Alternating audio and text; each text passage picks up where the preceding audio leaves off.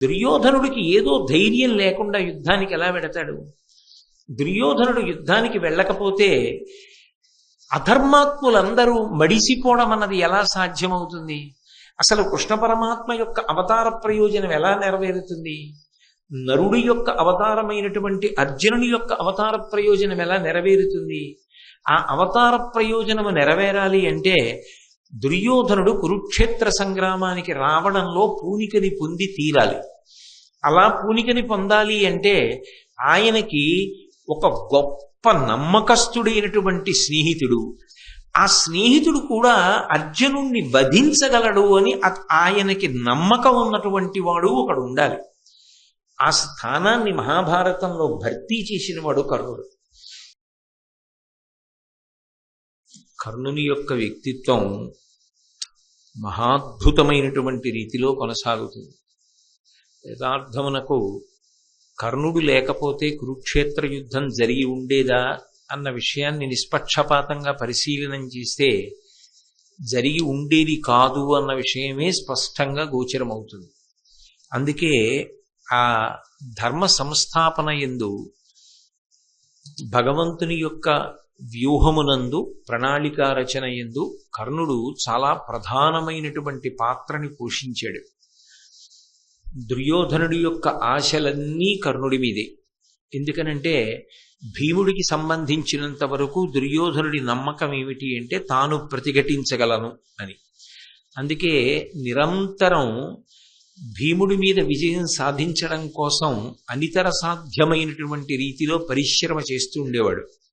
ఆ విషయాన్ని భీమ దుర్యోధనుల మధ్య జరుగుతున్నటువంటి గదాయుద్ధ సందర్భంలో సాక్షాత్తుగా కృష్ణ భగవానుడే అర్జునుడికి చెప్పినటువంటి విషయాన్ని నేను పూర్వం మహాభారతంలో శ్రీకృష్ణుడు అన్న విషయాన్ని పరిశీలన చేస్తున్నప్పుడు మీతో ఉటంకించడం జరిగింది.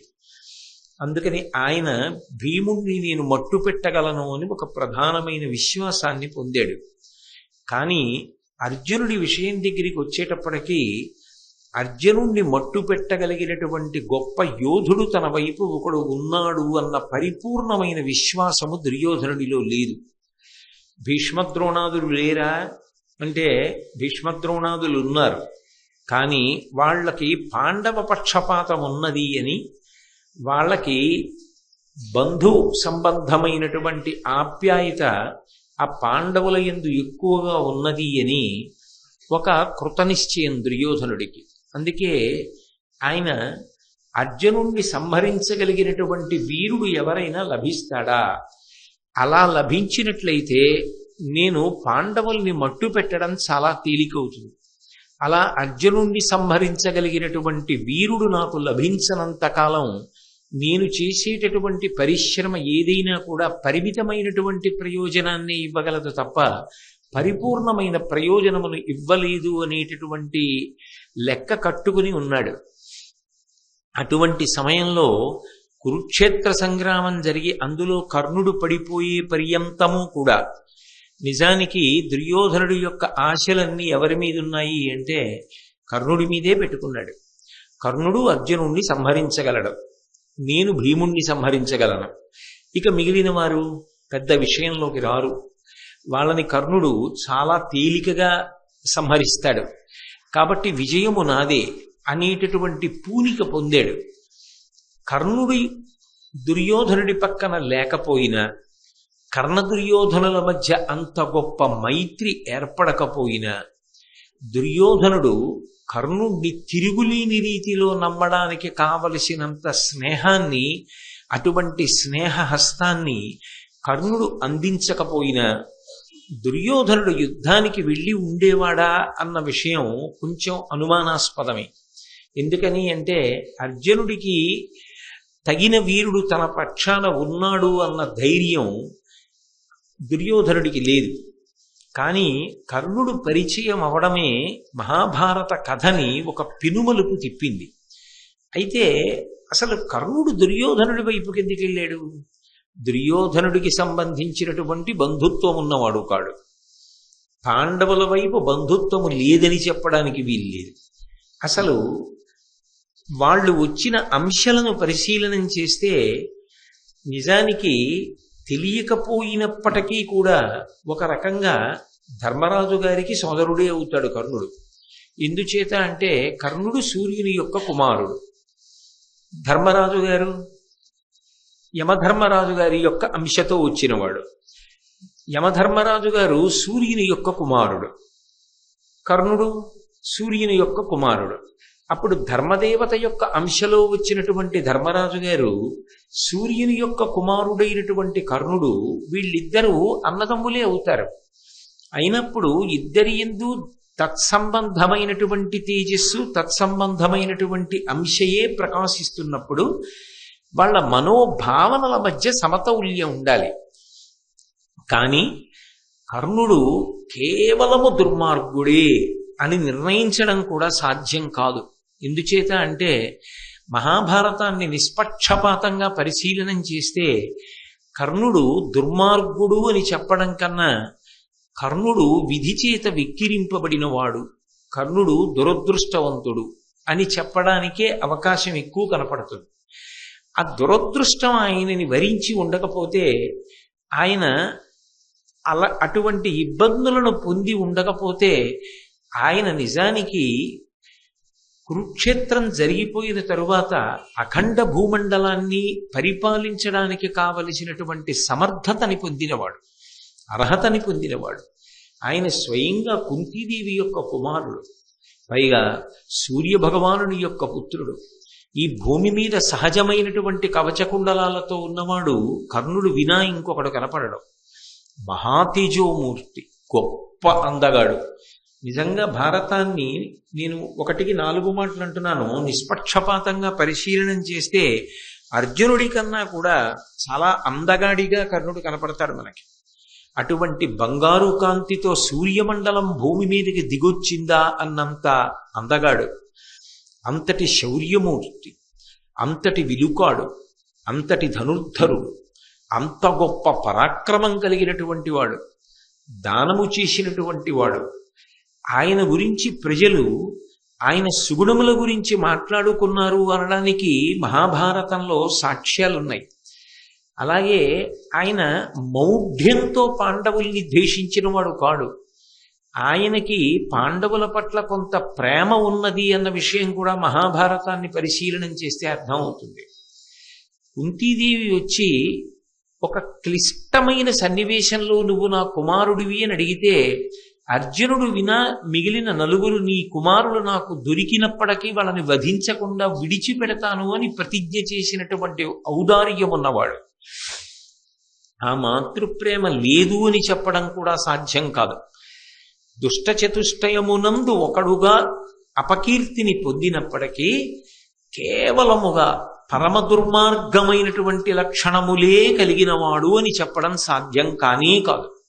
పైగా కొన్ని సందర్భాలని పరిశీలించినప్పుడు కర్ణుడి విషయంలో చదవడానికి బాధగా ఉంటుంది, చెప్పడానికి బాధగా ఉంటుంది, యథార్థానికి వినడానికి బాధగా ఉంటుంది. ఇది ఇలా ఎందుకు జరిగింది, ఇలా జరగకుండా ఉంటే ఎంత బాగుండేది అనిపిస్తుంది. కానీ ఒక్క విషయాన్ని జాగ్రత్తగా పరిశీలనం చేస్తే దాని వెనక దేవతల యొక్క వ్యూహము స్పష్టంగా కనపడుతూ ఉంటుంది. దుర్యోధనుడికి ఏదో ధైర్యం లేకుండా యుద్ధానికి ఎలా వెడతాడు? దుర్యోధనుడు యుద్ధానికి వెళ్ళకపోతే అధర్మాత్ములందరూ మడిసిపోవడం అన్నది ఎలా సాధ్యమవుతుంది? అసలు కృష్ణ పరమాత్మ యొక్క అవతార ప్రయోజనం ఎలా నెరవేరుతుంది? నరుడి యొక్క అవతారమైనటువంటి అర్జునుని యొక్క అవతార ప్రయోజనం ఎలా నెరవేరుతుంది? ఆ అవతార ప్రయోజనము నెరవేరాలి అంటే దుర్యోధనుడు కురుక్షేత్ర సంగ్రామానికి రావడంలో పూనికని పొంది తీరాలి. అలా పూనికని పొందాలి అంటే ఆయనకి ఒక గొప్ప నమ్మకస్తుడైనటువంటి స్నేహితుడు, ఆ స్నేహితుడు కూడా అర్జునుణ్ణి వధించగలడు అని ఆయనకి నమ్మకం ఉన్నటువంటి వాడు ఒకడు ఉండాలి.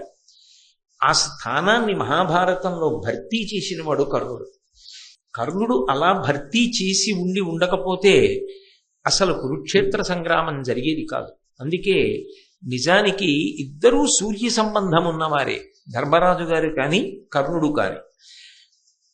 ఇందాకనే చెప్పాను, సూర్యుడి కొడుకు ధర్మరాజు, యమధర్మరాజు, ఆయన అంశలో వచ్చిన వాడే ధర్మరాజు గారు, సూర్యుని యొక్క కుమారుడే కర్ణుడు. అయినప్పుడు ఇద్దరూ సూర్యాంశ సంభవులు అయిన ఇద్దరూ వైరిపక్షాల్లో నిలబడవలసి వచ్చింది. కానీ కర్ణుడి యొక్క జీవితాన్ని పరిశీలనం చెయ్యడం మహాభారతంలో అద్భుతమైనటువంటి విషయాలు కొన్ని అవగతమవుతాయి. మనిషి ఏ ఒక్క దుర్గుణం చాలా దారుణంగా జారిపోయేటట్టు చేస్తుంది అర్థమవుతుంది. మనిషిలో ఎన్ని సద్గుణాలున్నా, ఎంత గొప్పవాడైనా, పుట్టుకతోనే ఎంతటి శౌర్యము పరాక్రమము ఉన్నవాడైనా, ఆయన చెయ్యని తప్పుకి, ఎవరో చేసిన తప్పుకి ఒక్కొక్కసారి వ్యక్తుల జీవితాలు ఎంత దారుణమైన స్థితి వైపుకి తిరిగిపోతాయి అన్నవి పరిశీలనం చేస్తే కర్ణుడిలా ఎవ్వరూ కూడా అంత బాధపడవలసినటువంటి స్థితి సమాజంలో కలగకూడదు అంటే ఏ విషయంలో అత్యంత జాగ్రత్త అవసరమో కూడా మహాభారతంలో కర్ణుడు అన్న విషయాన్ని పరిశీలనం చేసినప్పుడు అర్థమవుతుంది. అందుకే అసలు మహాభారతం కర్ణుడితోటే మొదలై మహాభారతం కర్ణుడితోటి పూర్తయిపోతుంది అంటారు పెద్దలు. ఎందుకని అంటే కర్ణుడు రావడంతోటే మహాభారతం నడవడానికి కావలసినంత పూనికని పొందింది. మహాభారతంలో కర్ణుడు పడిపోవడంతో మిగిలినవన్నీ జరిగినా అవన్నీ జరిగిపోతాయి ఇంకా అన్న నమ్మకం వచ్చేసి. అందుకే మహాభారతాన్ని నిజానికి నడిపించినటువంటి ప్రధానమైనటువంటి వ్యక్తులలో ఒకడెవరు అంటే కర్ణుడు. కానీ బాధాకరమైన విషయం కూడా ఏమిటి అంటే ఆ కర్ణుడు దుష్టచతుష్టయంలో ఒకడుగా అపకీర్తిని పొంది ఉండడం. కానీ వ్యక్తిగతంగా నా వరకు నాకైతే ఏమనిపిస్తుంది అంటే కర్ణుడు దురదృష్టవంతుడు, లేకపోతే ఆయన అటువంటి అపకీర్తిని పొందవలసిన వాడు ఎట్టి పరిస్థితులలోనూ కాదు. అంతకన్నా చాలా చాలా గొప్ప వైభవాన్ని పొందవలసిన వాడు చివరికి ఇంత అపకీర్తిని పొందవలసి వచ్చింది. దీనికి నిజానికి ఆయన తప్పు కన్నా వేరొకరి తప్పే ఆయన్ని కాటేసింది అని నాకు అనిపిస్తూ ఉంటుంది. అది నా వ్యక్తిగతమైన అభిప్రాయం. సరే, మహాభారతంలో కర్ణుని యొక్క వ్యక్తిత్వము అన్న విషయాన్ని పరిశీలనం చేస్తే ఆదిపర్వంలో కర్ణుని యొక్క జననాన్ని నన్నయ్య గారు తెలియచేశారు. అందులో అంటారు, యాదవ కుల విభుడగు శూరుడను నాతడు ఆత్మతనూజలయందు పెద్దదాని అంబుజముఖి ధవళాక్షి వసుదేవు చెలియలి పృథా అను చెలువ ప్రీతి తన మేనయత్త నందనుడు అపుత్రకుడైన ఆ కుంతిభోజన కర్ధితోడ కూతుగానిచ్చిన కోమలియాతని ఇంట తానుండి అనేక విప్రవరులకు అతిథిజనులకు అవారితముగా తండ్రి పనుపున ఇష్టాన్న దానమునర చేయుచున్న దుర్వాసుడన్ సిద్ధమౌని వచ్చే అతిథి అయి భోజన వాంఛ చేసి. మహాభారతాన్ని ఇంత పెద్ద మలుపు తిప్పడంలో కూడా దుర్వాసో మహర్షిదే ప్రధాన పాత్ర. యథార్థమునకు కుంతీదేవి జన్మించింది ఎక్కడ అంటే శూరుడు అనబడేటటువంటి ఒక మహానుభావుడికి కుమార్తెగా జన్మించింది. ఆయన కుమారుడే వసుదేవుడు. అందుకే ఆ శూరుని యొక్క వంశంలో వచ్చినటువంటి వసుదేవుని యొక్క చెల్లెలు. అందుకే కృష్ణ పరమాత్మకి మేనత్త అయింది. అటు వసుదేవుని యొక్క కుమారుడేగా మరి కృష్ణుడు అయినప్పుడు వసుదేవుని యొక్క చెల్లెలు కుంతీదేవి కృష్ణుడికి ఏమవుతుంది? తండ్రి గారి చెల్లెలు కాబట్టి మేనత్త అవుతుంది. కాబట్టి కుంతీదేవి యొక్క మొట్టమొదటి పేరు పృథ, తండ్రి పెట్టుకున్న పేరు పృథ. అటువంటి పృథ పెరిగింది మాత్రం కన్న తండ్రి దగ్గర పెరగలేదు. ఎందుకని అంటే అపుత్రకుడు, పిల్లలు లేనటువంటి వాడైనటువంటి కుంతిభోజుడు అనబడేటటువంటి రాజుకి ఈ పిల్లని దత్తతనిచ్చాడు శూరుడు. అలా ఇచ్చినటువంటి కారణం చేత ఈ కుంతీదేవి కుంతిభోజుడి దగ్గర పెరిగింది. కన్న తండ్రి పెట్టిన పేరు పృథ. కుంతిభోజుని యొక్క కుమార్తెగా పెరిగింది కాబట్టి ఆమెకి కుంతీదేవి అని పేరు వచ్చింది. ఆమె సహజముగా సద్గుణాలకి అలవాలు. ఆమె ఏదో కపటముతో కూడుకున్న నడవడి కలిగినదో, భోగముల యందు అపేక్ష కలిగినదో అని ఆదిపర్వంలో కనపడదు. ఆమె చాలా గొప్ప గొప్ప వ్యక్తిత్వం ఉన్న తల్లి. నిజంగా మహాభారతంలో కుంతిని పరిశీలనం చేస్తే కుంతీదేవి పాదాలకి నమస్కారం చేయకుండా ఉండలేం. ఎంత గొప్ప వ్యక్తిత్వమైనా ఒక్కొక్కసారి జీవితంలో చేసినటువంటి ఒక పెద్ద పొరపాటు కట్టి కుడిపేస్తుంది. అది జీవితాంతం కాల్చేస్తుంది మనిషిని. అది ఎలా కాలుస్తుంది అంటే పైకి చెప్పలేరు, లోపల అనుభవంలో వదిలిపెట్టలేరు. చెట్టు పైకి ఆకుపచ్చగా నవనవలాడుతూ కనపడుతూ ఉంటుంది, కొమ్మలు చక్కగా ఊగుతూ ఉంటాయి. కానీ చెట్టు తొర్రలో మంట ఒకటి బయలుదేరి మండుతోంది. చెట్టు తొర్రలో మంట మండుతుంటే ఆ చెట్టు ఎంత బాధపడుతూ ఉంటుందో దూరంగా నిలబడి చెట్టు కొమ్మలు ఒకటే చూస్తున్న వాడికి తెలియదబ్బా ఎంత పెద్ద చెట్టు, ఎంత బాగుందో, ఎన్ని పువ్వులు, ఎన్ని కాయలు, ఎన్ని కొమ్మలు అంటాడు. కానీ నిజానికి చెట్టు అంత సంతోషంగా లేదు, ఎందుకంటే దాని తొర్రలో అగ్ని కాలుతోంది. అలా కుంతీదేవి కూడా తప్పు చేసేటటువంటి స్వభావము కలిగినది కాదు, కానీ దేవతా వ్యూహము స్పష్టము. దేవతలు అటువంటి తల్లికి గొప్ప పరీక్షనే పెట్టారని చెప్పుకోవాలి. అందుకే ఆవిడికి సహజంగా బాల్యం నుంచి వచ్చినటువంటి గొప్ప గుణం ఏమిటంటే ఓర్పు. అది చిన్న పిల్లలకి ఉండడం అన్నది చాలా కష్టం. ఒక మహారాజు గారి ఇంట్లో అతిథులు వస్తే భోజనం పెట్టడానికి ఎవరిని పంపించాలి? ఇంట్లో ఉన్న పెద్దవాళ్ళని పంపిస్తారు. కానీ ఇంటికొచ్చిన వాళ్ళందరికీ అన్నం పెట్టడానికి కుంతి భోజుడు ఎవరిని పంపించాడు అంటే కుంతీదేవిని పంపించాడు. ఎందుకని అంటే ఆ అమ్మాయి చిన్నది, ఇంకా పెళ్లి కూడా కానటువంటి పిల్ల, కుమారి అయినా ఆమె అంత ప్రేమతో వచ్చినటువంటి అతిథులందరికీ భోజనం పెట్టి తండ్రికి గౌరవ మర్యాదలు తీసుకొచ్చింది. ఆమె దగ్గరికి ఒక రోజున దుర్వాసో మహర్షి ఆతిథ్యం కోసం వచ్చాడు, అంటే కుంతి భోజుడింటికి వచ్చాడు అని. దుర్వాసో మహర్షి యొక్క ఆగ్రహం ఎలా ఉంటుందో మీరు పూర్వం చూశారు. కృష్ణ భగవానుడంతటి వాడిని ఆయన విడిచిపెట్టలేదు. పాయసం వండి తెమ్మని కొద్దిగా తిని ఒళ్ళంతా పాయసం పుయ్యమని, నువ్వు నా అరికాల దగ్గర పాయసం సరిగ్గా పుయ్యలేదు, అందుకని నీకు అరికాలు దగ్గరే బాణం తగిలి అత్యంత ప్రమాదం ఏర్పడుతుంది అని చెప్పి శాపవాక్కు విడిచిపెట్టాడు. సరే, అది మంగళప్రదం అవుతుంది, ఆ కారణం చేతనే అవతారమును ఎప్పుడోప్పుడు వదిలిపెట్టాలి కాబట్టి వదిలిపెట్టి పరమపదంలో ప్రవేశించడానికి ఆస్కారము కలుగుతుంది అని కూడా చెప్పాడు. అటువంటి దుర్వాసో మహర్షి ఒకనాడు కుంతి భోజని ఇంటికి ఆతిథ్యం కోసం అని వచ్చాడు. అలా వచ్చినటువంటి వాడు ఆతిథ్యాన్ని స్వీకరించేటప్పుడు, ఆయనకి ఆతిథ్యం ఇచ్చేటప్పుడు సాధారణంగా ఎవరు నుంచుతారు? ఎవరైనా పరిణతి కలిగిన వాళ్ళు కాస్త వయస్సులో పెద్దవాళ్ళని పెడతారు. ఎందుకంటే ఆయన సామాన్యుడు కాడు, క్రోధధారి, ఏమో ఎప్పుడేం కోపం వస్తుందో కాస్త పెద్దవాళ్ళని చూడమని అంటారు.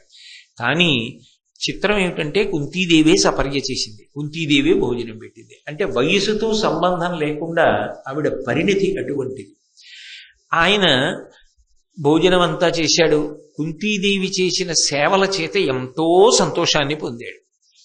ఒక పెళ్లి కాని పిల్లకి ఆ వరం అవసరమా అని మనం అనుకుంటామేమో, కానీ భారత కథా గమనానికి ఆ వరం ఎంతో అవసరమని త్రికాలవేది అయినటువంటి మహర్షి భావన చేసి ఉంటాడు. అందుకే ఆయన వెళ్ళిపోతూ ఒక వరం ఇచ్చాడు. నువ్వు ఎప్పుడైనా ఎవరైనా దేవతని నేను నీకు ఉపదేశం చేసిన మంత్రం చేత ఆహ్వానం చేస్తే వాళ్ళొచ్చి నీకు సంతానాన్ని అనుగ్రహిస్తారు అని చెప్పి ఆ మంత్రాన్ని ఉపదేశం చేసి వెళ్ళిపోయాడు. ఆయనతో ఉండే గొడవ ఎలా ఉంటుందంటే, ఈ మంత్రం నాకెందుకు అంటే అదో గొడవ, అందుకని ఇచ్చింది పుచ్చేసుకుంటే అయిపోతుంది. అందుకని ఆ మంత్రాన్ని ఒక కన్య ఉపదేశాన్ని పొందింది. అది నిజానికి తర్వాత కాలంలో భారతాన్ని నిలబెట్టింది. ఆ వరం వల్లే కదా ధర్మరాజు గారు భీముడు, అర్జునుడు, నకులుడు, సహదేవుడు పుట్టారు. ఆ వరమే నిజానికి భారతాన్ని దుర్యోధనుడి వైపు నుంచి కూడా నడిపించడానికి కారణమైంది. ఈ వరం కుంతీదేవిలో ఎందుకో ఒకప్పుడు ఒక చాపల్యానికి కారణమైంది. ఆమె సహజముగా చాపల్యము కలిగినటువంటి పిల్ల మాత్రం కాదు.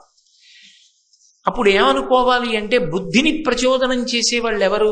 దేవతలు ప్రచోదనం చేస్తారు. అందుకే కదా ఏ పూజ చేసినా ఆఖరణ లఘుగాయత్రిలో ప్రచోదయాత్ అని అడుగుతారు. ఎందుకో ఒక రోజున ఆమె బుద్ధి అలా ప్రచోదనమైంది. ఆమె గంగా స్నానానికి వెళ్ళింది. గంగలో స్నానం చేసి చూసేటప్పటికీ భానోదయం అవుతోంది. సూర్యబింబాన్ని చూసింది. ఎర్రటి బింబాన్ని తదేకంగా చూడరు, బంగారు వర్ణంలోకి వచ్చినటువంటి బింబాన్ని చూసింది. అది ఎంతో అందంగా ఉంటుంది, మాంసచిక్షువుతో చూడ్డానికి యోగ్యంగా ఉంటుంది. ఆ బంగారు రంగులో ఉన్న బింబాన్ని చూసేటప్పటికీ ఆవిడికి ఎందుకో దుర్వాసో మహర్షి ఇచ్చినటువంటి వరం జ్ఞాపకానికి వచ్చింది. అబ్బా, వెలుగుల ముద్ద, బంగారు వర్ణంలో ఉన్నాడు, ఇట్లాంటి పిల్లాడు నాకు పుడితే అనుకుంది. అసలు అప్పుడు ఎందుకు ఆలోచన ఆవిడికి? ఎందుకో అప్పుడు వచ్చింది ఆలోచన. అసలు అలా అని చూస్తే ఏమవుతుందో చూద్దాం అని. లోకంలో ఎలా ఉంటుందంటే కొన్ని ఇలా చేస్తే ఏమవుతుందో చూద్దామనో ఆలోచన వస్తూ ఉంటుంది. కానీ కుంతీదేవి అలా పరిణతి చాలా తక్కువ ఉన్నదని అనుకోవడానికి వీల్లేదు. పైగా అదే చిన్న విషయమా చిరక విషయమా?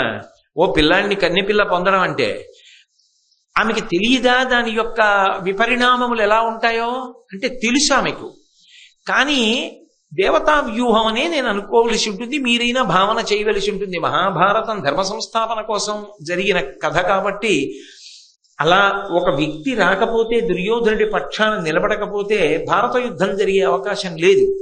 అందుకే ఆమెకు ఆ చాపల్యం కలిగి గంగానదిలో స్నానం చేసి సూర్యబింబం వంక తిరిగి ఆ మంత్రము తనదగు హృదయమున అక్కన్య నిలిపి ఆదిత్యున కర్ఘ్యమెత్తి నాకు ఇమ్ము ప్రియమ్మున నీయట్టి పుత్రుని అంబుజమిత్ర అర్ఘ్యమిచ్చి ఆ సూర్యబింబానికి ఇస్తూ నీలాంటి కొడుకుని నాకు ఇయ్యి అంది. దేవతలకు ఒక లక్షణం ఉంటుంది. వాళ్ళని ఆ మంత్రంతో పిలిచినప్పుడు వాళ్ళు వచ్చి ఆ కోరుకున్న అనుగ్రహాన్ని కటాక్షించి వెళ్ళిపోతారు. అందుకని బింబం అక్కడే ఉంది. అందులోంచి సూర్యాంశలో సూర్యుడు బయలుదేరి వచ్చాడు, మాంసచిక్షువుతో చూడ్డానికి వీలుగా. అయినా ఆయన తేజస్సు, ఆయన రూపం, ఆయన వైభవం అలా ఉంటుంది కదూ. ఆయన వచ్చాడు. వస్తే అని కేలుముగిచి నిలిచిన వనజాయత నేత్ర కడకు వచ్చెను గగనంబున నుండి కమలమిత్రుడు తన తీవ్ర కరత్వముడిగి తరుణద్యుతితో. బింబం క్షణానికి తేజస్సుని పుంజేసుకుంటూ ఉంటుంది. కానీ ఆయన ఏం చేశాడంటే తన తేజస్సుని బాగా తగ్గించేసుకుని ఆ పిల్ల చూడడానికి వీలుగా ఉండేటట్టుగా ఆకాశంలోంచి భూమి మీదకి దిగి ఆమె దగ్గరికి వచ్చాడు. ఆమె ఎప్పటికేం చేసింది? 2 చేతులు కైమోడ్చి కళ్ళు మూసి నమస్కరించి ప్రార్థన చేసింది. కళ్ళు తెరిచేటప్పటికీ ఎదురుగుండా ఉన్నాడు. ఆ మంత్ర ప్రభావం అటువంటి. కాబట్టి ఎదురుగుండా వచ్చాడు. వచ్చేటప్పటికే ఆమెకి జ్ఞాపకానికి వచ్చింది, నేనేమన్నానో అది చేయడానికి వచ్చాడు. ఇప్పుడు ఆయన ఏం చేస్తాడు? వచ్చి ఆయన లాంటి పిల్లాన్ని ఇస్తాడు. ఏం చేయాలి? ఈవిడే కన్యాగర్భం, ఉపద్రవం కదూ, ఎలా పెంచుకుంటుంది? అందుకని భయం వేసి వెంటనే అంది, నాకు వరమిచ్చి బిడ్డనివ్వాలని నువ్వు బయలుదేరి వచ్చి ఉంటావు, నాకొద్దు. ఎందుకొద్దు అంటావేమో, బ్రహ్మజ్ఞాని నాకు వరం ఇచ్చాడు. ఆ బ్రహ్మజ్ఞాని ఇచ్చినటువంటి వరం ఎలా పనిచేస్తుందో ఒకసారి పరిశీలిద్దామని అన్నానంతే. అంతకు మించి నిజంగానే ఏదో నీలాంటి కొడుకుని పొందాలని వాంఛలేదు, అందుకని నాకొద్దు. ఇలా పిలవడం నా తప్పే, అలా కదా పిలిచాను. మరి నీలాంటి కొడుకుని ఇమ్మని కదా పిలిచాను. మరి నీలాంటి కొడుకుని ఇవ్వడానికే నువ్వు వచ్చావు. వచ్చిన తర్వాత పరిహాసమా? ఇప్పుడు నీలాంటి కొడుకు నాకు అక్కర్లేదు. అదేదో అది నిజంగా మంత్రం పనిచేస్తుందో లేదో చూడటం ఏమిటి? ఆయన బ్రహ్మజ్ఞానని ఆవిడే చెప్తూ. కాబట్టి తన యందే దోషం ఉంది కదా ఇప్పుడు. అందుకని ఆవిడ ఏం చేసిందంటే నన్ను క్షమించు. పాపం ఇప్పుడు ఓ పొరపాటు జరిగిందనుకోండి, అది పొరపాటు అని అనుకుని వెంటనే త్రికరణ శుద్ధిగా నన్ను క్షమించు అంది. ఇంకంతకన్నా ఆవిడ ఏం చేయగలదు? ఏది జరగకూడదో అది జరిగింది కాబట్టి నన్ను క్షమించి నువ్వు బయలుదేరి వెళ్ళిపో. నువ్వు 3 మూర్తుల యొక్క సమాహార స్వరూపానివి, 3 వేదములు నీ యందు పుట్టే అటువంటి భగవంతుడవు కనుక నా యందు అనుగ్రహంతో చేసిన పొరపాటు మన్నించి నాకు బిడ్డని ఇవ్వకుండా వెళ్ళిపో. ఎందుకు బిడ్డనొద్దంటున్నావు అంటావేమో, ఏను మంత్రశక్తి ఎరుగక కోరితే కన్యకిదియు కొరగాదు నాకు గర్భమైన నా తల్లిదండ్రులు చుట్టములను నన్ను చూచి నగరే. కన్న తల్లి దగ్గర కన్న తండ్రి దగ్గర లేదు, పెంపుడు తల్లి పెంపుడు తండ్రి దగ్గర ఉంది. పోని వాళ్ళు ప్రేమగానే చూస్తున్నారు, కన్న తల్లిదండ్రుల్ని మరిపించిన వాళ్ళు అని అనుకున్నా, ఓ సూర్య భగవానుడా, ఇప్పుడు నువ్వు నాకు బిడ్డనిస్తే అది కన్యాగర్భం. నేనిప్పుడు ఆ పిల్లవాడిని ఎత్తుకు తిరుగుతుంటే నా తల్లిదండ్రులు ఏమంటారు, చుట్టాలు ఏమంటారు, సమాజం ఏమంటుంది, నేను ఏమని చెప్పాలి వాళ్ళందరికీ జవాబు? కాబట్టి నాకు వద్దు, దయచేసి నేను అడిగిన దానిని మన్నించి నువ్వు నాకు బిడ్డన్ని ఇవ్వకుండా క్షమించి వెళ్ళు. ఆయన అన్నాడు, అలా కుదరదు, మాకు కొన్ని నియమాలు ఉంటాయి. నువ్వు ఒక మంత్రంతో ఒక సంకల్పం చేసి పిలిచావు, నేను వచ్చాను, దర్శనమిచ్చాను. ఇచ్చిన తరువాత నువ్వు దేని కొరకు అపేక్షించి మంత్రాన్ని జపం చేసి నన్ను పిలిచావో అది నీకు నేను ఇచ్చి వెళ్ళిపోవాలి. మహాభారతం ఆది పర్వం ప్రకారం నేను ఈ మాట 1, 2, 3 మాటలు ఎందుకంటున్నానంటే, కర్ణజననం అదే మహాభారతంలో కొద్ది మార్పులతో కనపడుతుంది. మళ్ళీ ఆరణ్య పర్వంలో ఒకసారి, ఉద్యోగ పర్వంలో ఒకసారి అలా మార్పు చెంది కనపడుతుంది. అందుకని నేను ఆది పర్వం అని నొక్కి చెప్పడానికి, అలా ఎందుకు కనపడుతుంది అన్నది మళ్ళీ వేరు విశేషం. ఇప్పుడు దాని జోలికి నేను వెళ్ళదలుచుకోలేదు. ఆది పర్వం ప్రకారం అయితే సూర్య భగవానుడు అన్నాడు, సరే ఇప్పుడు నీకున్న బాధ ఏమిటి, నేను నీకు బిడ్డన్ని ఇస్తే కన్యాగర్భం అని బెంగ, కాబట్టి సద్యోగర్భంలో నీకు సంతానం ఇస్తాను, అంటే ఉత్తర క్షణం నీకు కుమారుడు జన్మిస్తాడు. దానికోసం నువ్వు గర్భధారణ చేయవలసిన అవసరం ఉండదు. వనపర్వం ప్రకారం అయితే 10 నెలలు పోసింది కర్ణుణ్ణి. కాబట్టి నీ కన్యాత్వము చెడదు. భవిష్యత్తు యందు నువ్వు వేరొకరికి ఇల్లాలి అయినప్పుడు నేను మోసగించానన్న భావన నువ్వు పొందక్కర్లేదు. నీ కన్యాత్వం చెడకుండా నీకు వరమిస్తున్నాను. సంతానమును కటాక్షించి దేవతలుగా నేను పాటించవలసిన నియమాన్ని నేను పాటిస్తాను. నీకు ఇబ్బంది కలగకుండా నేను ఎంతవరకు అనుగ్రహం చెయ్యగలనో నీ కష్టాన్ని దృష్టిలో పెట్టుకుని అంతవరకు అనుగ్రహం చేయగలను తప్ప, ఈ రెండిటికి దాటి నన్ను పిలిచిన తరువాత, మంత్రజపం చేసిన తరువాత, ఒక కోరిక వెల్లడించిన తరువాత నీకు బిడ్డనివ్వకుండా వెళ్ళిపోవడం సాధ్యం కాదు. ఎందుకంటే ఎవరి ధర్మాన్ని వాళ్ళు పాటించాలి అని సద్యోగర్భమునందు ఒక బిడ్డనిచ్చాడు. ఆమె ఆ పిల్లవాడిని చూసుకుంది. ఆ పిల్లవాడు సలలితమైన పుట్టుకవచంబు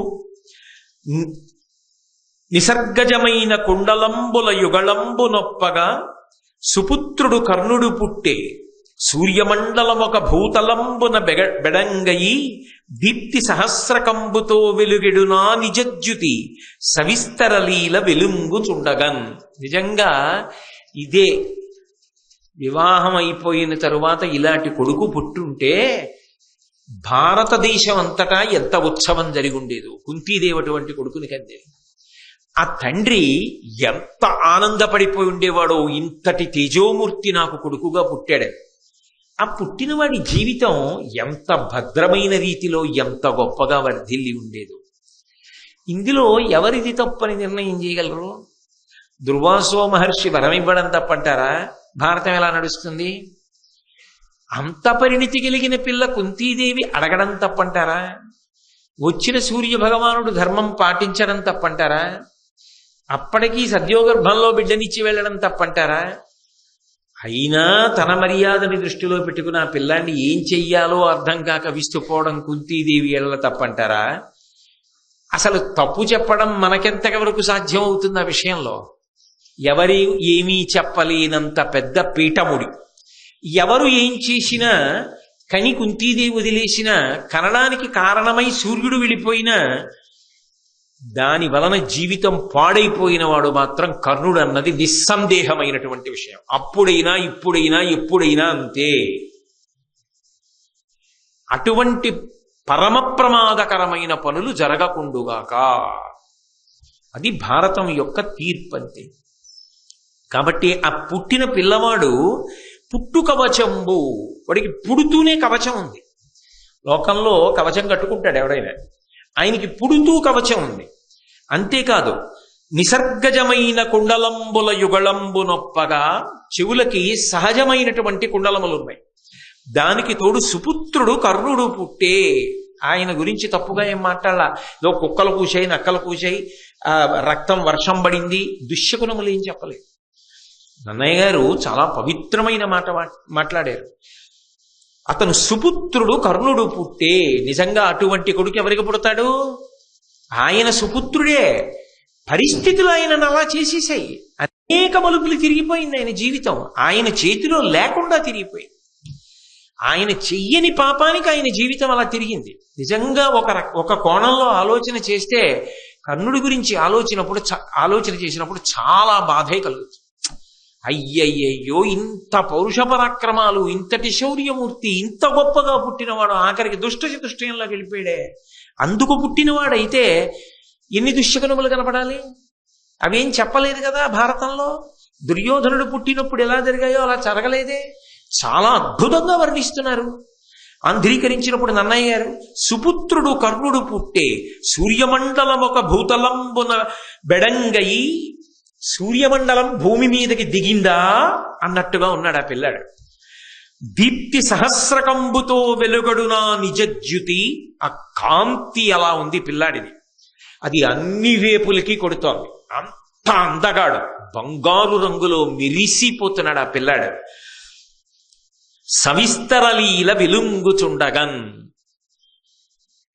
ఎంత కాదన్నా, ఏది ఏమైనా ఇప్పుడు కుంతిపుత్రుడు. వాడు సామాన్యుడా? అసాధారణ పుత్రుడు, సుపుత్రుడు, మొదటి కొడుకు ఆమె. అంతటి మహాతల్లి యొక్క పెద్ద కొడుకు. ఇప్పుడు ఆమె పిల్లవాణ్ణి 2 చేతులతో పట్టుకుంది. సాధారణంగా రాజవంశాలలో కొడుకుడితే చాలని బాధపడుతుంటారు, ఎందుకంటే ఆ రాజ్యానికి వారసుడు కావాలని. అందున సుపుత్రుడు పుట్టుకతో ఇంతటి తేజోమూర్తి పుడితే ఎంత ఆనందపడిపోయి ఉత్సవం చేయాలి. కన్న తండ్రికి తెలియదు, పెంపుడు తండ్రికి తెలియదు. కన్న తల్లి మరిచిపోవడానికి ప్రయత్నించింది. అన్నీ తెలిసిన సూర్యుడు ఏమీ మాట్లాడలేదు. పుట్టిన పిల్లాడు గంగపాలయ్యాడు. ఏం ఆశ్చర్యం! ఏ దోషానికి అంటే 10 మాటలు నేను ఉచ్చరించక్కర్లేదు. అందరూ బానే ఉన్నారు. ఒక రకంగా ఆలోచించండి. కుంతీదేవికి తర్వాత ఏమైంది? పాండురాజు గారితో వివాహం అయింది.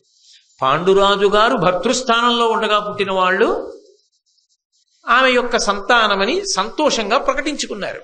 మేము పాండురాజపుత్రులం అని చెప్పారు. పాపం ఈయన చేసిన తప్పేమిటి? ఆయనదా తప్పు. ఆయన ఏమైపోయాడు? తల్లి ప్రేమని పొందాడా? కర్మసాక్షి లోకాలకు ప్రభువు సూర్యుడి యొక్క ప్రేమని పొందాడా? ఎవరి ప్రేమని పొందాడు? ఆ పిల్లవాడిని ఎత్తుకుంది, చూసింది, వదలలేకపోయింది. కానీ అన్నిటికన్నా దేనికి భయపడిపోయిందంటే సమాజములో తనకొచ్చేటటువంటి పేరు గురించి, అపకీర్తి గురించి భయపడిపోయింది. ఆమె భయపడిపోయి మనసులో నిశ్చయం చేసుకుంది, ఈ పిల్లవాణ్ణి నేను పెంచను. అంటే దాని ఉద్దేశ్యం, ఈ బిడ్డడు నా కొడుకని నేను చెప్పను. ఆ పిల్లవాడిది తప్పని మీరు అనగలరా? సాధ్యమా? ఎవరికైనా సాధ్యమా? అది ఆ పసిబిడ్డడి తప్ప? వాడు ఏం దోషం చేశాడని? వాడు ఎంత వృద్ధి, అఖండ భూమండలాన్ని ఏలగలిగినటువంటి సార్వభౌముడు. అంటే ముందే ఏదో తీర్పు చెప్పకండి. కర్ణుడి జీవితాన్ని పరిశీలించేటప్పుడు ఎక్కడికి ఏ సందర్భంలో ఎక్కడ వరకు అక్కడ వరకే పరిశీలన చేయండి. అంతేకాని తొందరపడిపోయి ఆ తర్వాత ఎప్పుడో ద్రౌపదీ వస్త్రాపహరణంలో కర్ణుడు చేసినవి అవన్నీ ఇప్పుడే దృష్టిలో పెట్టుకుని తీర్పు చెప్పద్దు. ఇప్పుడే మొట్టమొదటిసారి జీవితంలో భారతం చదువుకుంటున్నాం, భారతం వింటున్నాం అనుకుని ఆలోచన చేయండి. ఆ తర్వాత కథ ఏమిటో మనకి తెలియదు, ఇప్పుడే వింటున్నాం మనం భారతం అనుకుని వినండి, అనుకుని చదవండి. మీరు ఆ పిల్లవాడిని ఏమైనా తప్పట్టగలరా? ఎలా తప్పడతారు? ఆ తల్లి వదిలేద్దాం అనుకుంటోంది, పోనీ తండ్రి ఏమైనా చేరదీశాడా? నన్ను మన్నించుగాక సూర్యుడు, ఆయన ఏమీ చేరదీయలేదు. నా బిడ్డ నువ్వు వదిలేస్తే నీ పెంచుతా అని ఆయన అలా. ఆవిడ నా కొడుకని చెప్పలేను, అందుకని నేను ఇంటికి తీసుకెళ్ళను, నేను వీడిని పెంచను, నేను వదిలిపెట్టేస్తాననుకుంది. ఈమె మనసులో భావాన్ని గ్రహించాడు సూర్యుడు. గ్రహించి దొరికినవాడు బిడ్డన్ని పెంచడానికి కొంత ఆధారం కూడా కల్పించాలి కదూ. అందుకని ఆయన ఏం చేశాడంటే గంగా నదిలోనే ఒక గొప్ప మంజూష, ఒక పెట్టి కొట్టుకొచ్చింది. ఆ పెట్టి పట్టుకుని విప్పి చూసింది కుంతీదేవి. అందులో బంగారము, అమూల్యమైనటువంటి రత్నములు ఇవన్నీ కూడా పెట్టెలో ఉన్నాయి. ఇప్పుడు ఆ పిల్లాన్ని వదిలేయాలి. అది అంత తేలికేం కాదు కుంతీదేవికి. వదిలేయడం ఒక బాధ, వదిలేశానన్న బాధ గుర్తొచ్చినప్పుడల్లా కాలుస్తుంది. చెట్టు తొర్రలో మంట. ఆ పిల్లాడి కంటి ముందు కనపడి చెప్పలేకపోతే నా కొడుకని అప్పుడెంత బాధ. ఆ కొడుకే తన కొడుకులకు ఎదురొస్తే అప్పుడెంత బాధ. అది ఆ పుండుని అలా కెలుకుతూనే ఉంది ఆవిడ జీవితాంతం. ఒకటే తప్పు. అది తప్పని చెప్పలేం, శాపల్యం. ఆమె ఏమి పాపం ఇతర రకమైనటువంటి భోగమును అపేక్షించి చేసిన దోషం కూడా కాదు. కానీ ఏ కోణంలో చేసినా, ఏ హృదయంతో చేసినా అది మాత్రం కన్యాగర్భమైంది. అది శాపం ఎవరికైంది అంటే ఒక రకంగా కుంతీదేవికైంది, మానసికంగా చిత్తక్షోభ పొందింది. ఇంకొక రకంగా పాండవులకైంది. సొంత అన్నగారిని శత్రువర్గంలోకి వెళ్ళిపోయాడు. తెలిసా? వాళ్ళకి తెలియదు, కానీ ఎదురొచ్చాడు. ఆయనకి తెలిసింది, ఏమీ చేయలేకపోయాడు, వెనక్కి రాలేకపోయాడు. అప్పటికే దుర్యోధనుడికి మాట ఇచ్చేశాడు. ఆయన నలిగిపోయాడు. చిట్ట చివరికి చంపేశాక తెలిసింది మా అన్నయ్యని. ఎంత ఏడిచారు. ఒక్క పొరపాటు. కానీ కొన్ని పొరపాట్లు పర్వాలేదు, కాలంలో సర్దుకుంటాయి, మచ్చ పోతుంది. కొన్ని పొరపాట్లు జీవితంలో కాదు, యుగం దాటిపోయిన తర్వాత కూడా ప్రవచనాల్లో చెప్తారు, పుస్తకాల్లో ఉంటాయి. ఆ పొరపాట్ల జోలికి వెళ్ళవద్దు ఎవరైనా సరే. అది భారతం యొక్క సందేశం అని అనకుండా ఎలా సాధ్యమవుతుంది మరి భారతం చదివాక? కాబట్టి అప్పుడు ఏడిచింది ఆ పిల్లాడిని ఎత్తుకొని. ఏల అమ్ముని నాకు ఇచ్చే ఈ మంత్రము, ఈ మంత్రశక్తియే నెరుగంగ వేడి, ఏల పుత్రకు గోరి ఎంతయు భక్తి నిన్ను తలంచితి ప్రీతి, ఇనుడును నాకు ఏల సద్యోగర్భమిచ్చే, కుమారుడేల అప్పుడు ఉదయించే, ఇంకెట్లు ఈ లోక పరివాదమే నుడిగింతు, ఇంతకు ఇంతయు ఎరుగరే జనులు. అసలు వచ్చిన వాళ్ళందరికీ నేను భోజనం పెట్టడం ఏమిటి? ఎక్కడో సూర్యుడికి కూతురుగా పుడితే కుంతి భోజుడికి దత్తత ఇవ్వడం ఏమిటి? దుర్వాసో మహర్షి రావడం ఏమిటి? సంతోషించడం ఏమిటి? కన్యకి తీసుకొచ్చి ఇటువంటి వరం ఇవ్వడం ఏమిటి?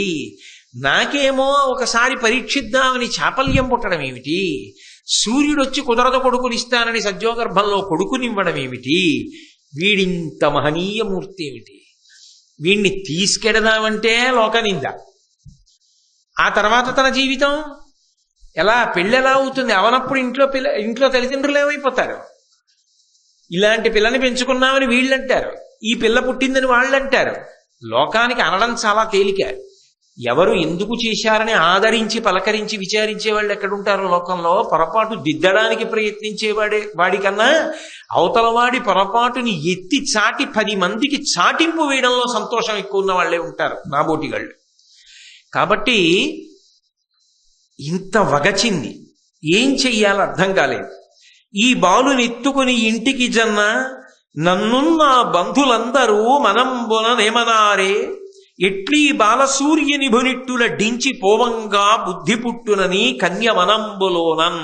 కుంత్యం లేదు కన్య. వీణ్ణ వదలలేకపోతున్నాను. వీణ్ణి ఎత్తుకుని నేను గాని ఇంటికి వెళ్ళానా, ఎవరి పిల్లాడు అని అడుగుతారు కదా. పోనీ ఎవరో లేదు అని వదిలేసేలా లేడు. ఎవరు చూసినా అబ్బా ఎంత బాగున్నాడో అని కళ్ళు పిల్లాడివే పెళ్ళేటట్టున్నాడు. అప్పుడు నేనేం చెప్పాలి? నేను చెప్పలేను కాబట్టి నాకు వద్దు. అపూర్వమైన కానుక ఆమె పొంది వదిలేసుకుంది. గంగలో వదిలేయాలని సంకల్పం చేయగానే సూర్య భగవానుడు మంజూషని పంపించాడు. ఆ బంగారము రత్నములు అన్నీ ఉన్న పెట్టెలో పిల్లవాణ్ణి పెట్టేసి మంచి ఒరవడిలో వెళ్ళిపోతున్నటువంటి గంగ ప్రవాహంలో ఆఖరికి తన పాశాన్ని తెంపేసుకుని పెట్టి వదిలేసింది. అంతే, వేగంగా పెట్టి వెళ్ళిపోయింది. ఆమె బాధపడుతూ వెనక్కి తిరిగి అంతఃపురానికి వెళ్ళిపోయింది. అది మరిచిపోవాలని చాలా ప్రయత్నం చేసింది, మరిచిపోయింది. ఆమె యందు కన్యాత్మనకు భంగం లేకుండా సూర్య భగవానుడు వరం ఇచ్చాడు కాబట్టి తర్వాత పాండురాజు గారికి భార్య అయింది. ఆమె సంతోషంలో ఉంది. అదంతా మీరు మహాభారతంలో కుంతి అన్న విషయంలో విన్నారు. ఇప్పుడు మనకి ప్రధానుడు ఎవరు అంటే కర్ణుడు. కర్ణుడి గురించి పరిశీలన చేయడం. ఇంకా ఎప్పుడైనా ఆవిడికి జ్ఞాపకం వస్తే ఏమో వదిలిపెట్టేశాను, ఆ పిల్లవాడు ఎక్కడున్నాడు అని అనుకుంటుంది. కానీ ఆమె ఇప్పుడు జీవితంలో పొందిన సంతోషం ఆమె పొందినటువంటి కష్టాన్ని కప్పేసింది. అందుకని ఆమె మరిచిపోయింది. కానీ ఆ పిల్లవాడు మళ్ళీ ఎప్పుడైనా కనపడ్డం జరిగింది అనుకోండి, ఒకవేళ ఇన్నేళ్ల తర్వాత అయినా, కుంతీదేవి ఈ పిల్లవాడు నా పిల్లవాడే అని గుర్తుపట్టగలదా? ఖచ్చితంగా గుర్తుపడుతుంది. ఎందుకు గుర్తుపడుతుందో తెలుసా? సహజ కవచ కుండలాలు, సూర్యుని యొక్క దీప్తి, బంగారు రంగు, అంత అందగాడు, అంత గొప్ప ఆ శరీరం, అంత ఎత్తు, ఆయన ఏ సామాన్యుడు కాడు. నాకు భారతం చదువుతున్నప్పుడు అనిపిస్తుంది, బహుశా అందరిలో కర్ణుడు అందగాడేమో అనిపిస్తుంటుంది ఒక్కొక్కసారి. ఎందుకంటే ఆ మహాభారతంలో కర్ణుడి గురించి వర్ణించేటప్పుడు ఆయన అంగ సౌష్ఠవం కానీ, ఆయన పొడగరితనం కానీ, ఆయన చేతుల పొడుగు కానీ, ఆ ధనస్సు పట్టుకుంటే ఎలా ఉంటుంది అసలు కానీ, అంత గొప్పగా వర్ణిస్తారు. సూర్యుడంటేనే ఎలా ఉంటాడండి మహానుభావుడు, కంటిని ఎంతగా ఆకర్షిస్తాడు, వెలుగుల ముద్ద, ఆయన ప్రతిబింబం, ఆయన యొక్క రూపుతో వచ్చినవాడు కుంతీదేవి యొక్క కుమారుడు అయినప్పుడు అందగాడు కాక ఇంకొకలా ఉంటాడని ఎలా చెప్తారు? సహజ కవచ కుండలాలతో అటువంటి పిల్లవాడు ఎప్పుడైనా ఎక్కడైనా కనపడ్డాడనుకోండి, కుంతి మనసు దహించుకుపోదు. వాడా వృద్ధిలోకి వచ్చింత వాడయ్యాడని, వాడు అందులో ఒకవేళ ఏ కారణం చేతనైనా కనపడినప్పుడు అసామాన్యుడిగా కనపడ్డాడనుకోండి, త్వరలో మంట ఏమవుతుంది? భగ్గున పైకి లేస్తుంది. వాడు నా బిడ్డడే అని ఎప్పటికీ చెప్పలేదు. కాబట్టి ఇంత వృద్ధిలోకి వచ్చినా వాడిని చెప్పలేకపోతున్నాను, వాడు ఏమైపోతున్నాడో అన్న బాధ కొద్దిగా ఉండిపోతుంది కదా. అక్కడతో వదిలేశారు. ఆ పిల్లాడు అలా పెరగాలి. ఎక్కడో పెరిగాడు. ఎక్కడ పెరిగాడు అంటే అది మాత్రం చెప్పారు. ఆ పెట్టెలో పెట్టబడినటువంటి పిల్లవాడు పెట్టెతో సహా గంగా ప్రవాహంలో వెళ్ళిపోయాడు. వెళ్ళిపోయినప్పుడు ఒక సూతుడు అంటే రథసారథికి దొరికాడు. ఆయన ఆ పెట్టెని ఇంటికి తీసుకెళ్ళాడు. తీసుకెళ్ళి ఆయన భార్య రాధ అన్న ఆవిడికి ఇచ్చాడు. అసలు ఆయన కుంతీదేవి యొక్క కుమారుడు. ఎలా? గుప్తంగా. గుప్తంగా కుంతీ కుమారుడు, ప్రకటనంగా రాధా కుమారుడు, రాధేయుడు. ఎందుకని? ఎవరికి పెట్టె దొరికిందో ఆయన భార్య పేరు రాధ. ఆమె ఎంత అదృష్టవంతురాలో మహాతల్లి, ఎంత సౌశీల్యవతో. ఆ పిల్లవాడిని తీసుకొచ్చినప్పుడు ఆ పెట్టె దొరికిన ఆయన భార్య దగ్గరికి తీసుకెళ్ళి ఇస్తూ అన్నాడు, ఈ బిడ్డడు నాకు ఈ పెట్టెలో దొరికాడు గంగానదిలో. ఆ పెట్టెలో అమూల్యమైన రత్నములు బంగారం కూడా ఉన్నాయి. అది విచిత్రం. వీడు వస్తూ వస్తూ బిడ్డడే రాలేదు మన ఇంటికి, ఇంత బంగారం ఇన్ని రత్నాలు కూడా తెచ్చాడు. కాబట్టి వీడిని వసుషేణుడు అని పేరు పెడుతున్నాయి పిల్లాడికి అన్నాడు. కర్ణుడి యొక్క అసలు పేరు, ఆ పెంచిన తండ్రి గారు పెట్టుకున్న పేరు వసుషేణుడు. అంటే మీరు ఒకటి గమనించండి, ఒక చోట వదలబడిన వాడు వేరొకరికి దొరికినప్పుడు అంత సంతోషకారకమయ్యాడు. అది విచిత్రం. ఆయన అంత సంతోషంగా పట్టుకెళ్ళి భార్యకి ఇచ్చాడు. ఆ భార్య రాధ ఆ పిల్లవాడిని చేత్తో పట్టుకుంది. పట్టుకోగానే ఆమె మాతృత్వాన్ని పొంది, అబ్బా ఎంత గొప్ప పిల్లవాడు, నా కోసమే దొరికాడు, వీడు నా అనురాగ పట్టి, నా కొడుకు అన్న భావన రాగానే ఆమెకు పాలు చేపునకు వచ్చి ఆమె పాలిచ్చి పెంచింది. ఇదే చెప్పుకున్నాడు కర్ణుడు ఒకసారి. ఆమె పాలు తాగాను, నాకు తల్లి పాలిచ్చింది. ఆమె కుమారుడిగా లోకంలో పేరు పొందాను. ఇప్పుడు కాదు కుంతీ కుమారుణ్ణని చెప్పుకోనా? పాలిచ్చిన అమ్మ, పెంచి పోషించిన అమ్మ నా అమ్మ కాదు అని అననా? అనలేనన్నాడు. కర్ణుడు గొప్పవాడు కాదని మీరు ఎలా అనగలరు? నేను ఎలా అనగలను? నేను అనలేను. కానీ ఆయన దురదృష్టవంతుడు అని నేను అనడానికి కారణం, ఆయన ఆ గుణములు శోభించలేదు. అవి చెప్పుకోవడానికి అవకాశం రాకుండా అంతకన్నా దుష్టచతుష్టయంలో ఒకడిగానే అపకీర్తి ఎక్కువగా వచ్చింది. అంటే ఆయనని కాలం అలా తిప్పేసింది, అనుకోని రీతిలో తిప్పేసింది. ఇప్పుడు దాని దోషమేముందండి? అది బ్రహ్మాండమైనటువంటి సువాసనలు వెదజల్లేటటువంటి పొద. కానీ అది ఎన్ని పూలు పూసినా, అది ఎంత సువాసనాభరితమైనదైనా, ఆ పొద తెలిసో తెలియకో బ్రహ్మాండమైనటువంటి సర్పానికి ఆలవాలమైంది. ఆ పొదలో మధ్యలో పుట్ట పెట్టి ఒక మహాసర్పం పడుకుంటుంది. ఎవరైనా వెడతారా ఆ పొద దగ్గరికి? కోస్తారా పువ్వు? ఆ సువాసన పీలుద్దామని దగ్గరికి వెడతారా? పరిస్థితుల ప్రభావం కర్ణుణ్ణి దుర్యోధనుడి దగ్గరికి తిప్పింది. అక్కడ పోయింది కర్ణుడి యొక్క వైభవం. అయితే ఆయనంతా ఆయన వెళ్ళాడా? ఆయన చేసిన తప్పులకి వెళ్ళాడా? కాదు. ఎలా వెళ్ళాడో, ఎందుకు వెళ్ళాడో పరిశీలనం చేస్తే నిజంగా చాలా చాలా బాధే కలుగుతుంది. అయ్యయ్యో, ఈ మలుపు తిరిగిక పట్టి కదా ఇలా అయిపోయాడు ఈయన అనిపిస్తుంది. అది ఎక్కడ తిరిగింది అన్నది మనం పరిశీలనం చేద్దాం. ఆ తల్లి రాధమ్మ ఎంతో ప్రేమతో పాలిచ్చి పిల్లవాడిని సొంత కొడుకుగాని పెంచి పెద్ద చేసింది. ఆ తండ్రి కూడా అంత ప్రేమతో పెంచి పెద్ద చేశాడు. అలా పెంచి పెద్ద చేసినటువంటి పిల్లవాడు పెరిగి పెద్దవాడయ్యాడు.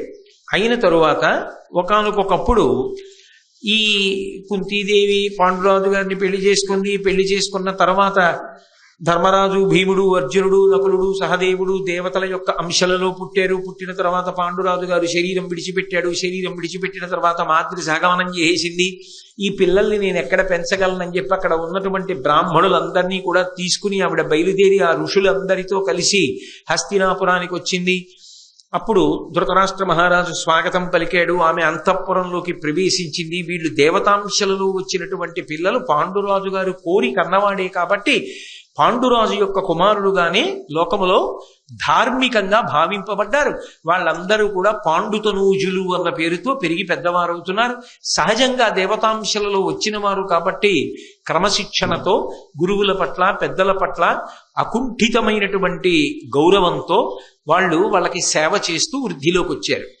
అదే సమయంలో పుట్టుకతోనే అధర్మాత్ముడు, పుట్టుకతోనే మాత్సర్య బుద్ధి కలిగినవాడు, పాండవులను ఎలా పాడు చెయ్యాలనేటటువంటి కోరిక తనంత తానుగా మొదటి నుంచి ఉన్నవాడు.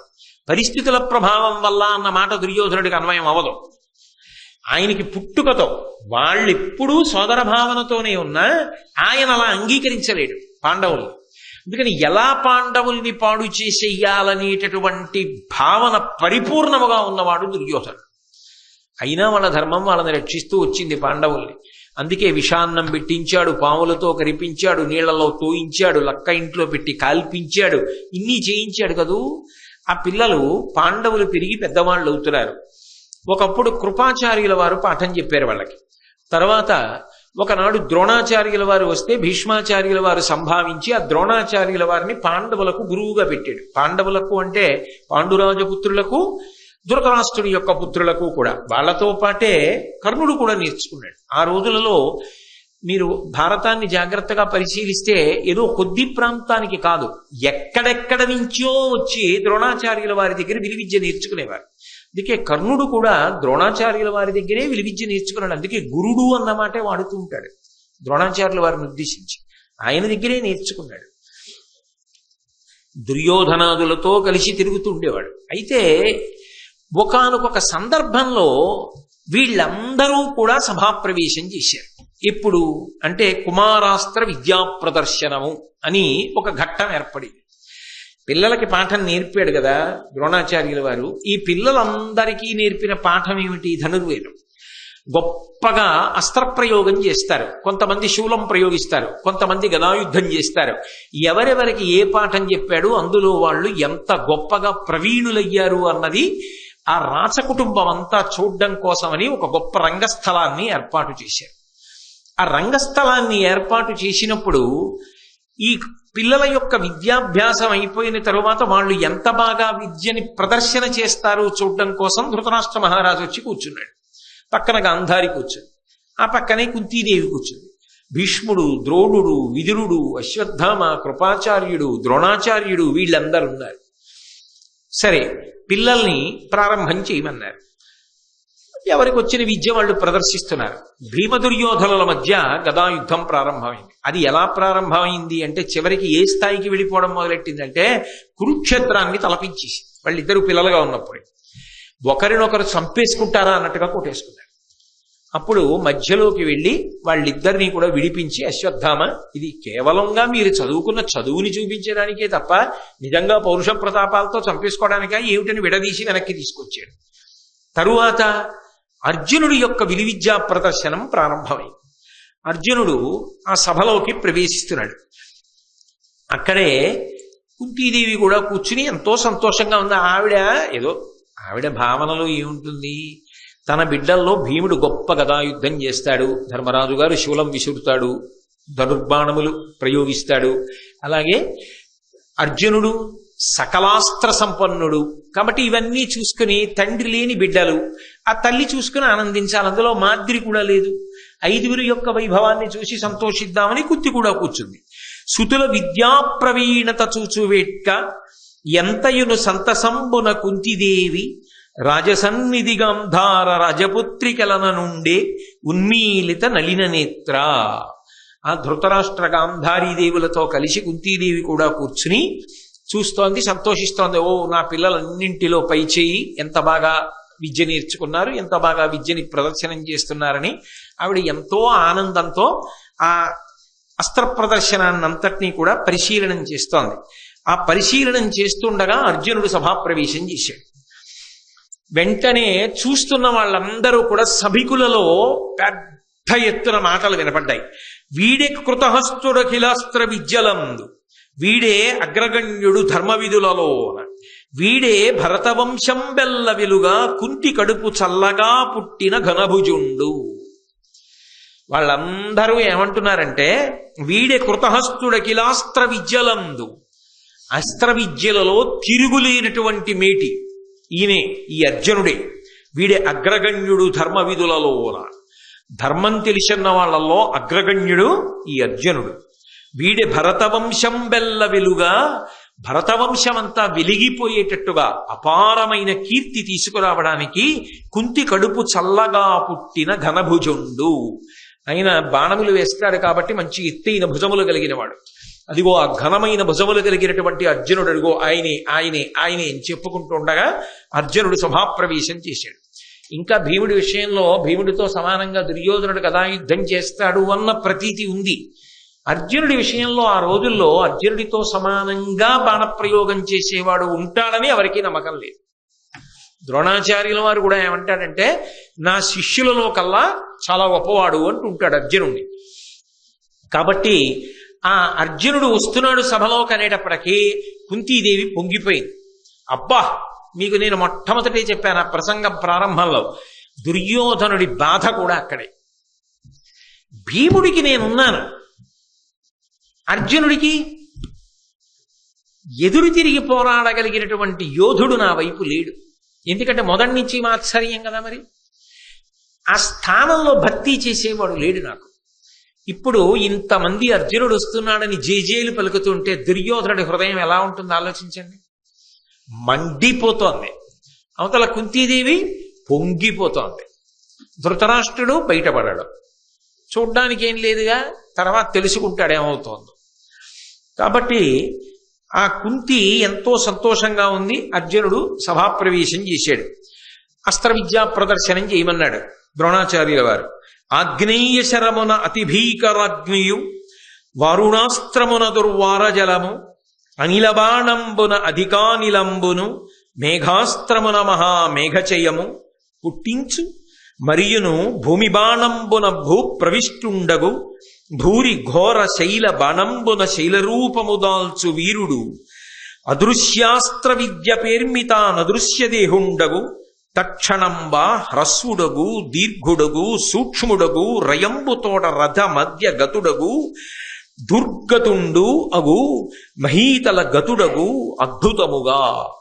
అర్జునుడు ఎన్ని అస్త్రములను ప్రయోగించాడు అంటే చూసేవాళ్ళందరూ ఆశ్చర్యపోయేటట్టుగా వారుణాస్త్రాన్ని ప్రయోగించి అద్భుతమైనటువంటి పెద్ద నీటిధారలు పడేటట్టుగా చేశాడు. అలాగే వాయవ్యాస్త్రాన్ని ప్రయోగించి గొప్ప గాలి పుట్టించాడు. మేఘాస్త్రాన్ని ప్రయోగించి పెద్ద మేఘమండలాన్ని సృష్టించాడు. భూమి బాణంబు భౌమ్యాస్త్రాన్ని ప్రయోగించి ఆయన భూమి యొక్క రూపాన్ని పొందాడు. అలాగే శైలాస్త్రాన్ని ప్రయోగించి పర్వత రూపం కింద మారిపోయాడు. అలాగే ఒకప్పుడు అదృశ్యాస్త్రాన్ని ప్రయోగించాడు, తాను కనపడకుండా పోయాడు అస్త్ర ప్రభావం చేత. ఒక్కొక్కసారి ఆయన ఒక్కొక్క అస్త్రాన్ని ప్రయోగించి ఒక్కొక్క మంత్రాన్ని ఆయన లోపల మననం చేసినప్పుడు పుట్టివాడైపోతాడు, పొడుగువాడైపోతాడు, లావుగా అయిపోతాడు, సన్నగా అయిపోతాడు. అకస్మాత్తుగా భూమి మీద కనపడతాడు, రథంలో కనపడతాడు, రథం నొగల మీద కనపడతాడు. ఇవన్నీ చూస్తే సభలో ఉన్న వాళ్ళందరికీ ఎంత ఆశ్చర్యంగా ఉంటుంది. ఆ పిల్లల్లో అర్జునుడు ఒక్కడే చెయ్యగలడు ఇలా. ద్రోణుడు కూడా అలా స్థానపట్టాడు. అందుకే ఎంత ఆనందపడిపోయి అందరూ కరతాళధ్వనులు చేస్తుంటే ద్రోణాచార్యుల వారు తెల్లగడ్డాన్నిలా ఓసారి నిమురుకుంటూ పరమానందపడిపోతూ తన శిష్యుడు ఇంత గొప్పవాడైపోయాడని ఆనందపడిపోతుంటే, కుంతీదేవి కందుల ఆనంద భాష్పాలు కార్చేస్తుంటే, దుర్యోధనుడి కడుపు మండిపోతుంటే, అర్జునుడు ఇవన్నీ చేస్తుంటే ఎంత గొప్పగా ఉంటుంది, ఎంత రసరంజకంగా ఉంటుంది ఆ కుమారాస్త్ర విద్యా ప్రదర్శనం. అప్పుడు వచ్చాడు అనుకోకుండా ఎవరు? కర్ణుడు. ఆయన సభలోకి వచ్చేటప్పటికీ ఆ రంగస్థలం మీదకి ఆయన్ని ఎవరు పిలవలేదు. మీరు ఇది బాగా గమనించాలి. ఎవ్వరూ పిలవలేదు. ఎవ్వరూ పిలవకపోయినా ఆయన వచ్చాడు. ఆ వచ్చిన వాడు ఎలా ఉన్నాడు అన్నది చెప్తున్నారు నన్నయ్య గారు. సాలప్రాంశు నిజోజ్వలత్కవచం శశ్వకుండలోద్భాసితును బాలార్క ప్రతిమును శరాసనధరుం భద్దోగ్ర నిస్త్రంశు శౌర్యాలంకారు సువర్ణవర్ణు ఘను కర్ణాఖ్యం జగత్కర్ణపూర్ణాలోలద్గుణు చూచి చూపరు ప్రభూతాశ్చర్యులై రచటన్. ఏమి సభాప్రవేశం చేయించారో కర్ణుడిని. అర్జునుడి కన్నా అద్భుతంగా ప్రవేశపెట్టారు. అసలు శాబ్దికమైన ప్రత్యక్ష ప్రసారం కదండి. సాలప్రాంశు ఆ కర్ణుడు రంగస్థలం మీదకి నడిచొస్తుంటేట మద్ది చెట్టు, తెల్ల మద్ది చెట్టు నడిచొస్తుంటే ఎలా ఉంటుందో అలా ఉన్నట్టంటే అంతెత్తునుంటాడు. తెల్ల మద్ది చెట్టు శ్రీశైలానికి స్థలవృక్షం, మధ్యార్జునానికి భలే ఉంటుంది. ఎప్పుడైనా మీరు తెల్ల మద్ది చెట్టుని చూశారో లేదో నాకు తెలియదు. శ్రీశైలం వెళ్ళి మీరు చూడకపోయాడు, మీ అందరూ ప్రాజ్ఞులేదో అలా అంటానంతే. మీ అందరూ అనేక మార్లు చూసి చెప్తే నేను చూసినవాడు. తెల్ల మద్ది చెట్టుని చూడగానే విచిత్రంగా ఉంటుంది, పాలు పూసిన బెరడా అన్నట్టు ఉంటుంది. అంత తెల్లగా ఉంటుంది దాని కాండము అది. కాబట్టి అంటే దాని అర్థం ఏమిటి? తెల్ల మద్ది చెట్టులా ఉంటాడంటే. తెల్ల మద్ది చెట్టు ఏదో తాటి చెట్టులా పెరగదది, గుండ్రంగా లావుగా అంతెత్తునుంటుంది. సన్నగా ఉండి అంత పొడుగ్గా ఉన్నా వీరత్వానికి అంత అందంగా ఉండదు. బాగా లావుగా ఉండి పొట్టిగా ఉన్నా అంత అందంగా ఉండదు. లావుగా ఉండి పొడుగ్గా ఉండి తగినంత చూడగానే అబ్బా స్ఫురద్రూపి, అంత తెల్లగా ఉండి అంతెత్తున తెల్ల మద్ది చెట్టు ఎలా ఉందో అలా ఉన్నాడన్నారు అంతే నన్నయ్య గారు. అటువంటి వాడు సాలప్రాంశు నిజోజ్వల కవచం. అందులో ఆయన శశ్వత్కుండలోద్భాసితం. తెలుపు మీద మెరుపు బాగా కనపడుతుంది, నలుపు మీద కూడా కనపడుతుంది. అందుకే కదా నీలతో యద మధ్యస్థ విద్యుల్లేకే భువాస్వర లక్ష్మీనారాయణలు వస్తుంటే అంత అందంగా ఉంటుంది. నల్లమబ్బు మీద మెరుపు తీగ అందమే. తెల్లటి వాడి ఒంటి మీద బంగారం కనపడదు, కానీ ఆ బంగారం కాంతులు కనపడతాయి బాగా. తెలుపు మీద పసుపు బంగారం యొక్క కాంతులు పడుతుంటే చాలా అందంగా ఉంటుంది. ఓ ఉంగరం ఓ సన్న గొలుసో వేసుకుంటే ఎక్కడి నుంచి వస్తుందా మెరుపు? అందులోంచి ఆ బంగారం యొక్క మెరుపుని నిజానికి ఆయన ఒంటి తెలుపు కప్పేస్తుంది. ఆయన ఒంటి మీద వేసుకున్నాడో లేదో తెలియదు, కానీ ఆయన తెలుపు మీదకి ఆ కాంతి పడేంత బంగారం వేసుకున్నాడు అనుకోండి, భూషణములు కనపడతాయి. కర్ణుడి గొప్పతనం ఏమిటంటే అలా ఆయన వేసుకోక్కర్లేదు. ఆయన ఏవో మణులు హారాలు అక్కర్లేదు. ఆయనకి సహజంగా బంగారు కవచం ఉన్నది, బంగారు కుండలములు సహజంగా పుట్టుకతో ఉన్నాయి. ఇప్పుడు ఈ కాంతులు ఆ తెల్లటి ఒంటి మీద కొడుతున్నాయి. ఇప్పుడు నేను మీకు చెప్పా, భారతం అంతా తెలిసిన వారిగా ఆలోచించద్దు కాసేపు. ఇక్కడ వరకే మనం భారతం ఇప్పుడే మొదలు పెట్టాం, ఇవాళే చదువుతున్నాం అనుకోండి. కర్ణుడు ఎంత అందంగా ఉన్నాడు. కర్ణుడు అందగాడు కాదని మీరు ఎలా అనగలరు? చాలా అందగాడు. ఈ పద్యాలు చదువుతుంటే ఓసారి కర్ణుడిని చూస్తే బాగుండు అనిపించే అంత అందగాడు. కాబట్టి నిజోజ్వల కవచం శశ్వత్కుండలోద్భాసితున్ బాలార్క ప్రతిమున్. బాలసూర్య బింబం ఉంటుందే, పసుపచ్చటి రంగులోకి వస్తుంది. ఎరుపు రంగులో ఉన్న బింబాన్ని అసలు తదేకంగా చూసి నమస్కారం చేయరు. రుద్రాధ్యాయ వ్యాఖ్యానంలో చెప్తారు దాని గురించి. పసుపు వర్ణంలోకి తిరిగినటువంటి బింబం ఇంకా కంటితో చూడొచ్చు, కొద్దిసేపే చూడగలం.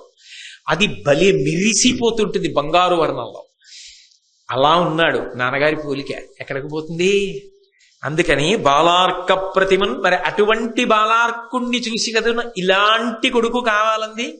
అలాంటి కొడుకు అప్పుడే అలా ఉంటే ఇప్పుడు ఇంకెంత అందంగా ఉంటాడు, ఇంకెంత కాంతితో ఉంటాడు. అందుకని అక్కడ ఉన్న వాళ్ళందరూ ఎవరా పిల్లాడని చెప్పి, అర్జునుడు అంటే అందరికీ తెలుసు, ఈయన ఎవరో పాపం ఎవరికి తెలుసు. ఎంత జాలికరమైన విషయం అది నిజంగా. నిజానికి నేను భారతం చదువుకున్నప్పుడు నాకు అర్థమైనంత వరకు ఇంత అందగాడు ఎవడూ లేడు. కానీ ఆయన ఎవరో ఎవరికీ తెలియదు. ఆయన గుణముల గురించి కొంతమందికి తెలుసు. కాబట్టి శరాసనధరున్, చేతిలో బ్రహ్మాండమైన కోదండాన్ని పట్టుకుని ఉన్నాడు. బద్ధోగ్రనిస్త్రంశు, మొలకి వాడి కత్తి ఒకటి కట్టుకుని ఉన్నాడు. ఎక్కడికి పోతాయా పౌరుష ప్రతాపాలు? ఎక్కడికి పోతుందో పరాక్రమం, ఎక్కడికి పోతుందో శౌర్యం, ఎక్కడికి పోతుంది? కాబట్టి శౌర్యాలంకారు, శౌర్యమే అలంకారంగా కలిగినవాడు. సువర్ణవర్ణు, బంగారు రంగు కలిగినవాడు. నన్నయ్య గారికి తనివి తీరట్లా, ఎన్ని మాటలు వేసేస్తున్నారో. పద్యమంతా విశేషణాలే కర్ణుడు కనపడేటప్పటికే. సువర్ణవర్ణు, ఘను, గొప్పవాడు, అంతెత్తునున్నవాడు. చూడండి, మనిషి బాగా స్ఫురద్రూప్ అనుకోండి, ఆయన్ని ఎలాగండి ఆయన గుర్తుపట్టడం ఏమిటి? అంతెత్తునుంటారు, చూడగానే గుర్తుపట్టేయచ్చు అంటారు. చూడండి, మహాత్ముల విషయంలోనూ అంతంత స్ఫురద్రూపులై అంతెత్తున అలా ఉంటారు. కొంతమంది శంకర భగవత్పాదులు ఎలా ఉంటారని అడగక్కర్లేదు. ఆయన మహానుభావుడు ఇలా చూడగానే బాలసూర్య బింబల్లా వెలిగిపోతుంటారు అంతెత్తున. శంకరాచార్యులు వారు ఎవరైనా అడగడం ఏమిటండి అనం.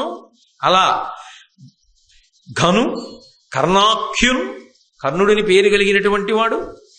ఆయన జగత్కర్ణ పూర్ణాలోలద్గును చూచి ఆయన కనపడగానే ఆ చుట్టుపక్కల ఉన్న ప్రజలందరూ చెవుల్లో చెప్పుకుంటున్నారట. ఆయన ఎవరికి సంబంధించిన వాడు ఎవరికి తెలియదు, కానీ ఆయన మంచి గుణముల గురించి చెప్పుకుంటున్నారు. చాలా మంచివాడయా పిల్లాడు, చాలా క్రమశిక్షణ కలిగిన వాడు, గురుభక్తి ఉన్నవాడు, ఎంత సాధన చేస్తాడో తెలుసా అని. చాలా మంచివాడు, ఎవరికి ఏదన్నా ఉపకారం చేయాలంటే ముందుంటాడు. అంటే ఇప్పటి వరకు కర్ణుణ్ణి మీరు దుష్టచతుష్టయంలో పెట్టడానికి సాధ్యం అవుతుందా? భారతం చదివేసిన వాళ్ళలా మాట్లాడకండి. ఇక్కడ వరకు ఆయన గురించి ప్రజలు మంచిగా చెప్పుకున్నారా లేదా? అటువంటి కర్ణుడు చూపరు ప్రభూతాశ్చర్యులై రచటన్. చూసిన వాళ్ళందరూ ఇప్పటిదాకా ఏం చూస్తున్నారు? అర్జునుడు వేస్తున్న అస్త్రాలు చూస్తున్నారు. ఇప్పుడు కూడా వాళ్ళ దృష్టి దేని మీద ఉండాలి? అమ్మో, తర్వాత అర్జునుడు ఏం చేస్తాడో అని అటుండాలి. కానీ ఇంత చేసి దృష్టిని ఆకర్షించిన అర్జునుడు కర్ణుడు సభాప్రవేశం చేసేటప్పటికి ప్రజలందరి దృష్టి ఆయన వైపుకి వెళ్ళింది. అబ్బా, ఎవర్రా అలా ఉన్నాడు? కర్ణుట్ట మంచివాడు, చాలా మంచివాడు అండి. ఎవరబ్బాయి, ఏమిటి, ఎక్కడి నుంచి వచ్చాడు, ఏం చేస్తాడు ఏమో తెలియదు. ఇప్పుడు ఆ పిల్లవాడు సభాప్రవేశం చేశాడు. ధృతిదరిగి మోహమూర్ఛాన్వితయైనను సంభ్రమించి విదురుడు ప్రత్యాగత జీవ చేసినప్పుడు అతిశీతల చందనోద కాసేకమునన్. వాళ్ళిద్దరూ దెబ్బలాడుకునేటటువంటి సందర్భం ఏర్పడితే కుంతీదేవి మూర్ఛపోయింది. ఎందుకంటే చూడక చూసింది కొడుకుని. చందనపు నీళ్లు చల్లి విదురుడు ఆవిడికి స్పృహొచ్చేటట్టుగా చేశాడు. అయితే మీరు ఇక్కడ ఒకటి గమనించాలి. అలా కర్ణుడు సభలోకి ప్రవేశించగానే సభలో ఉన్న వాళ్ళందరూ అర్జునుడిని మరిచిపోయి కర్ణుడి వంక చూశారు. సభలో అర్జునుడి యొక్క అస్త్ర ప్రదర్శనం చూసి పొంగిపోతున్న కుంతికి ఈ పిల్లాడు కనబడ్డాడు. ఆ పిల్లాడు ఎవరు ఏమో తెలియదు, కానీ చాలా మంచివాడని అందరూ చెవుల్లో చెప్పుకుంటున్నారు. గుండెల్లో చప్పుల్లో వినపడింది ఆ పిల్లాడు ఎవరో. ఎవరికి? కుంతీదేవికి. అబ్బా, వీడి ఇంత గొప్పవాడయ్యాడే, ధనుర్బాణాలు పట్టుకుని మొలకి కత్తి కట్టుకుని ఎలా ఉన్నాడు రా నా బిడ్డడు అనగలదా? పైకి అనడం లేదు, సాహసించలేకపోయింది. అంతటి ప్రయోజకుడు ఆయన్నే ఎవరూ తక్కువ చేయలేదు. అయినా ఆమె ఆయన గురించి ఏమీ మాట్లాడలేకపోయింది. కానీ ఆ పిల్లవాడిని చూసుకుని మాత్రం చాలా సంతోషాన్ని పొందింది, ఆశ్చర్యాన్ని పొందింది. అలా ఆశ్చర్యాన్ని పొందినటువంటి సందర్భంలో ఒక విచిత్రం జరిగింది. ఆ కర్ణుడు సభలో ప్రవేశించి, నీవకడు నేర్పు కాడవుగా వలవదు, వీని గొన్ని గరచితి మేమున్, నీ విద్యలెల్ల చూపుదు మే వీరుల సూచి మేలు మేలని పొగడం. కాస్త వ్యగ్రతతో కూడిన కంఠంతో మాట్లాడాడు కర్ణుడు. ఆయన అన్నాడు, నీవకడ నేర్పు కాడవు కా వలవదు, వీనిగొన్ని గరచితి మేమున్. ఓ అర్జున, పెద్ద నీకే ఏదో అస్త్ర విద్య వచ్చని అనుకోకు. నీవు ఏం చూపించావో అవన్నీ నాకు వచ్చు. నీ విద్యలెల్ల చూపుదు మీ వీరుల చూచి మేలు మేలని పొగడం. నిన్ను చూసి వీళ్ళందరూ అబ్బా అర్జునుడు, అబ్బా అర్జునుడు, అబ్బా అర్జునుడు, ఘనభుజుడు, ఎంత గొప్ప గొప్ప అస్త్రాలు వేశాడంటున్నారు కదా, అవన్నీ నేను కూడా వేస్తాను. అవన్నీ వేయడం నాకు కూడా వచ్చు. నేను కూడా అటువంటి అస్త్ర ప్రదర్శనం ఇస్తాను. అయితే అలా అనవలసిన అవసరం ఏమిటి? అలా ఎందుకు అండం అంటే, మీరు ఆ మాట్లాడిన తీరుని బట్టి ఒకటి గమనించాలి. అక్కడ ఏమైందంటే, దీని నేపథ్యాన్ని మీరు కొంచెం జాగ్రత్తగా పరిశీలనం చేస్తే, అర్జునుడికి అవకాశం ఇచ్చినట్టే కర్ణుణ్ణి కూడా పిలిచి సభలో, ఈయన కర్ణుడు, ఈయన కూడా గొప్పగా అస్త్రములను ప్రదర్శిస్తాడు, ఈయన ఫలానా వారి బిడ్డడు, ఈయన ఇలా విద్య నేర్చుకున్నాడు, ఇప్పుడు ఆ పిల్లవాడు చూపించేటటువంటి అస్త్ర విద్యా ప్రదర్శనం చూడండి అనేవాళ్ళుంటే కర్ణుడి జీవితం ఇంకొకలా ఉండేది. అలా అనేవాళ్ళు లేరు. అర్జునుడు ఎంత కష్టపడి నేర్చుకుంటున్నాడో తాను అంత కష్టపడి నేర్చుకుంటున్నాడు. కానీ కర్ణుడి జీవితంలో భంగపాటులు ఎక్కడ జరిగిపోయాయంటే, ద్రోణాచార్యుల వారు విద్య నేర్పాడు కానీ అర్జునుడే నా దగ్గర విలువిద్య నేర్చుకున్న వాళ్ళందరిలోకి అధికుడవుతాడు అన్నాడు. అంటే ప్రత్యేకమైన ప్రీతి అర్జునుడి పట్ల చూపించాడు అన్నది నిర్వివాదాంశం కదా. భారతం చదివిన వాళ్ళకి ఎవరికైనా అర్థం ఉంది. వచ్చెడువాడు ఫల్గునుడు అవశ్యము గెలుతు మనంగరాదు అన్నాడు. ఒకప్పుడు అర్జునుడు వస్తుంటే పొంగిపోయాడు గోగ్రహణ సమయంలో. అయినప్పుడు గురువు గారికి అర్జునుడంటే పక్షపాతం. పక్షపాతం అంటే అర్జునుడంటే ఎక్కువ ప్రీతి ఉంది. అందరూ పాండురాజకుమారుడు పాండురాజకుమారుడు పాండురాజకుమారుడు అంటాడు. అబ్బా ఎంత అందగాడో అంటారు. ఆయన కానీ అస్త్రప్రయోగం చేస్తేనా అంటారు, చప్పట్లు కొడతారు. ఏం కర్ణుడికి ఏం తక్కువ? ఆ మాటకొస్తే సహజ కవచకుండలాలు కూడా ఉన్నాయి, ఎక్కువేగా. అర్జునుడు ఏం చేస్తాడో అవన్నీ చేస్తాడు. కానీ తనెందుకు తెలియలా ఎవరికి? తననెందుకు ఆదరించరు? అంటే ఆనాటి సమాజంలో కర్ణుడు బాధపడ్డానికి ఏదో ఒక బలమైన కారణం ఉంది. ఆ బలమైన కారణానికి కర్ణుడి యొక్క మనస్సు వ్యధ చెంది ఉన్నది అన్నది మాత్రం పక్కన పెట్టలేని నిర్వివాదాంశమైనటువంటి అంశం. అదైన గుండెల్లో గూడు కట్టుకున్న బాధ. ఆ బాధ వ్యగ్రతగా వచ్చింది. నీకే వచ్చనుకుంటున్నావా? అవి నేను ప్రదర్శించగలను. ఈ మాట అనగానే అంత మాట అర్జునుడిని ఎవరన్నా అంటారని ఎవరు ఊహించలేదు. ఈ మాట ఏదో సణిగినట్టుగా కాదు, గొణిగినట్టుగా కాదు, ప్రకటనంగా అందరూ వినేటట్టుగా ఝంకారంతో మాట్లాడాడు. అంటే నాకు ఒక్క అవకాశం ఇవ్వండి, నేను ఎంతటి తేజోమూర్తినో ఎంత ప్రజ్ఞాశాలినో నిరూపణం చేస్తాను. ఎందుకు నా గురించి ఎందుకు రాదు సభలో? నా గురించి ఎందుకు 10 మంది అలా ఆదరించరు? నాకెందుకు విద్యాభ్యాసం అలా ఇవ్వరు? నన్నెందుకు అలా ఎక్కువ ప్రేమతో చూడరు? ఎక్కడో ఆయన మనసులో ఏదో ఆక్రోశం ఉంది. ఆ ఆక్రోశం బయటపడిపోయింది. ఆ ఆక్రోశం ఏమైపోయిందంటే, ఆయనకి తెలియకుండానే అది అర్జునుడి పట్ల మాత్సర్యంగా ఏర్పడింది. పెట్టి పుట్టినవాడు అర్జునుడు. పాండురాజు కొడుకు అంటారు, కుంతీదేవి కొడుకు అంటారు. తండ్రి చిన్నతనంలో చచ్చిపోయినా అంత వృద్ధిలోకి తీసుకొచ్చారు. తాతగారు భీష్ముడు ఒళ్ళో కూర్చోబెట్టుకుంటాడు. ద్రోణాచార్యుల వారు అందరికన్నా గొప్పవాణ్ణి చేస్తానని విద్య నేర్పుతాడు. అంతఃపురంలో ఉంటాడు. నాకేం రాదు, నేను అలాగే విలువిద్య నేర్చుకోగలను, నేను అలాగే గురి చూసి కొట్టగలను. పాపం మహానుభావుడు ఆయన కుంతీసుతుడు, ఆయన సూర్యసుతుడు, ఆయనకున్న శౌర్య పరాక్రమాలు ఆయనకున్నాయి, కానీ అవి రాణించకుండా పోయే దురదృష్టవంతుడు. నేను ఎన్ని మాటలు చెప్పాలి దానికి కారణం? ఎక్కడో జరిగిన ఒక పొరపాటు ఆయన్ని కాల్చింది. నాకెందుకు లేదు ఈ గుర్తింపు? అన్ని విధాలా సమానుణ్ణి కాదు, అధికుణ్ణి ఆ మాటకొస్తే, కానీ నాకు గోడ చేరుపు లేదు. ఇది ఆయన ఆక్రోశం. ఈ అర్జునుడికి ఇంత పేరు వస్తోంది, నిజానికి అంత అర్హత నాకున్నా నాకు రావట్లేదు. ఈ బాధ అర్జునుడి పట్ల మాత్సర్యంగా మారింది. అది పరిణితి లేని వయస్సు. అంత పరిణితి కర్ణుడికి ఉండాలని చెప్పడం కూడా సాధ్యం కాదు. నిర్మోహమాటంగా మాట్లాడితే, నిస్సంకోచంగా మాట్లాడితే, ఎప్పుడు తప్పు చేసినప్పుడు తప్పు, ఒప్పు చేసినప్పుడు ఒప్పు, తప్పుని ఒప్పుని ఒకటి చేసి మాట్లాడడం పక్షపాతరహితంగా గ్రంథాన్ని పరిశీలనం చేయడం కాదు. కాబట్టి ఉన్నది ఉన్నట్టే మాట్లాడాలి. ఇది అర్జునుడి పట్ల మాత్సర్యంగా మారింది కర్ణుడికి. అందుకే నాకు కూడా ఒక అవకాశం ఇవ్వండి అని ఆయన ద్రోణుణ్ణో కృపాచార్యుల వారినో ఎవరినో అడగలేదు. ఆయన అర్జునుడిని ఉద్దేశించి మాట్లాడాడు సభలో. అప్పుడు అర్జునుడి తప్పేమిటి? ఆయనకు అవకాశం ఇచ్చారు, ఆయన అస్త్ర విద్యా ప్రదర్శనం ఆయన చేశాడు, అంతవరకే కదా. కానీ అల్లో ఇంతమంది జయజయలు పలుకుతున్నారే సభలో, ఇంతమంది గొప్పవాడు, ఘనభుజుడు, పాండురాజకుమారుడు, కుంతీసుతుడు, అర్జునుడు ఇంత పొగుడుతున్నారు, ఇవి నీ చేయలేనా? అవలీలగా చేస్తారు. అన్నయ్య గారు మాట అన్నారు కూడా, ఇవన్నీ అవలీలగా చేశాడు కర్ణుడు అన్నారు. అంటే అర్జునుడి కన్నా ఎలా తక్కువ ఆ స్థాయిలో? తక్కువ అని చెప్పడం కుదరదు.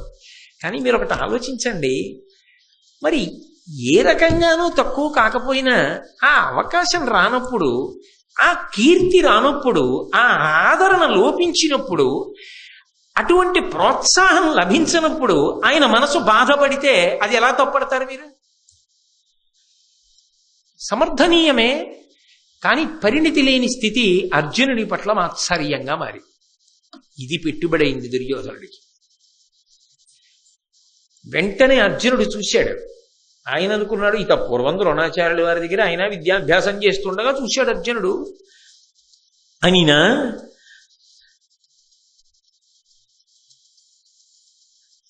సూర్యతనయు పలుకులు జనులకు విస్మయము, సవ్యసాచికి కోపంబును సిగ్గును, మరి దుర్యోధనునకు ప్రీతియును చేసే తక్షణ మాత్రమునన్.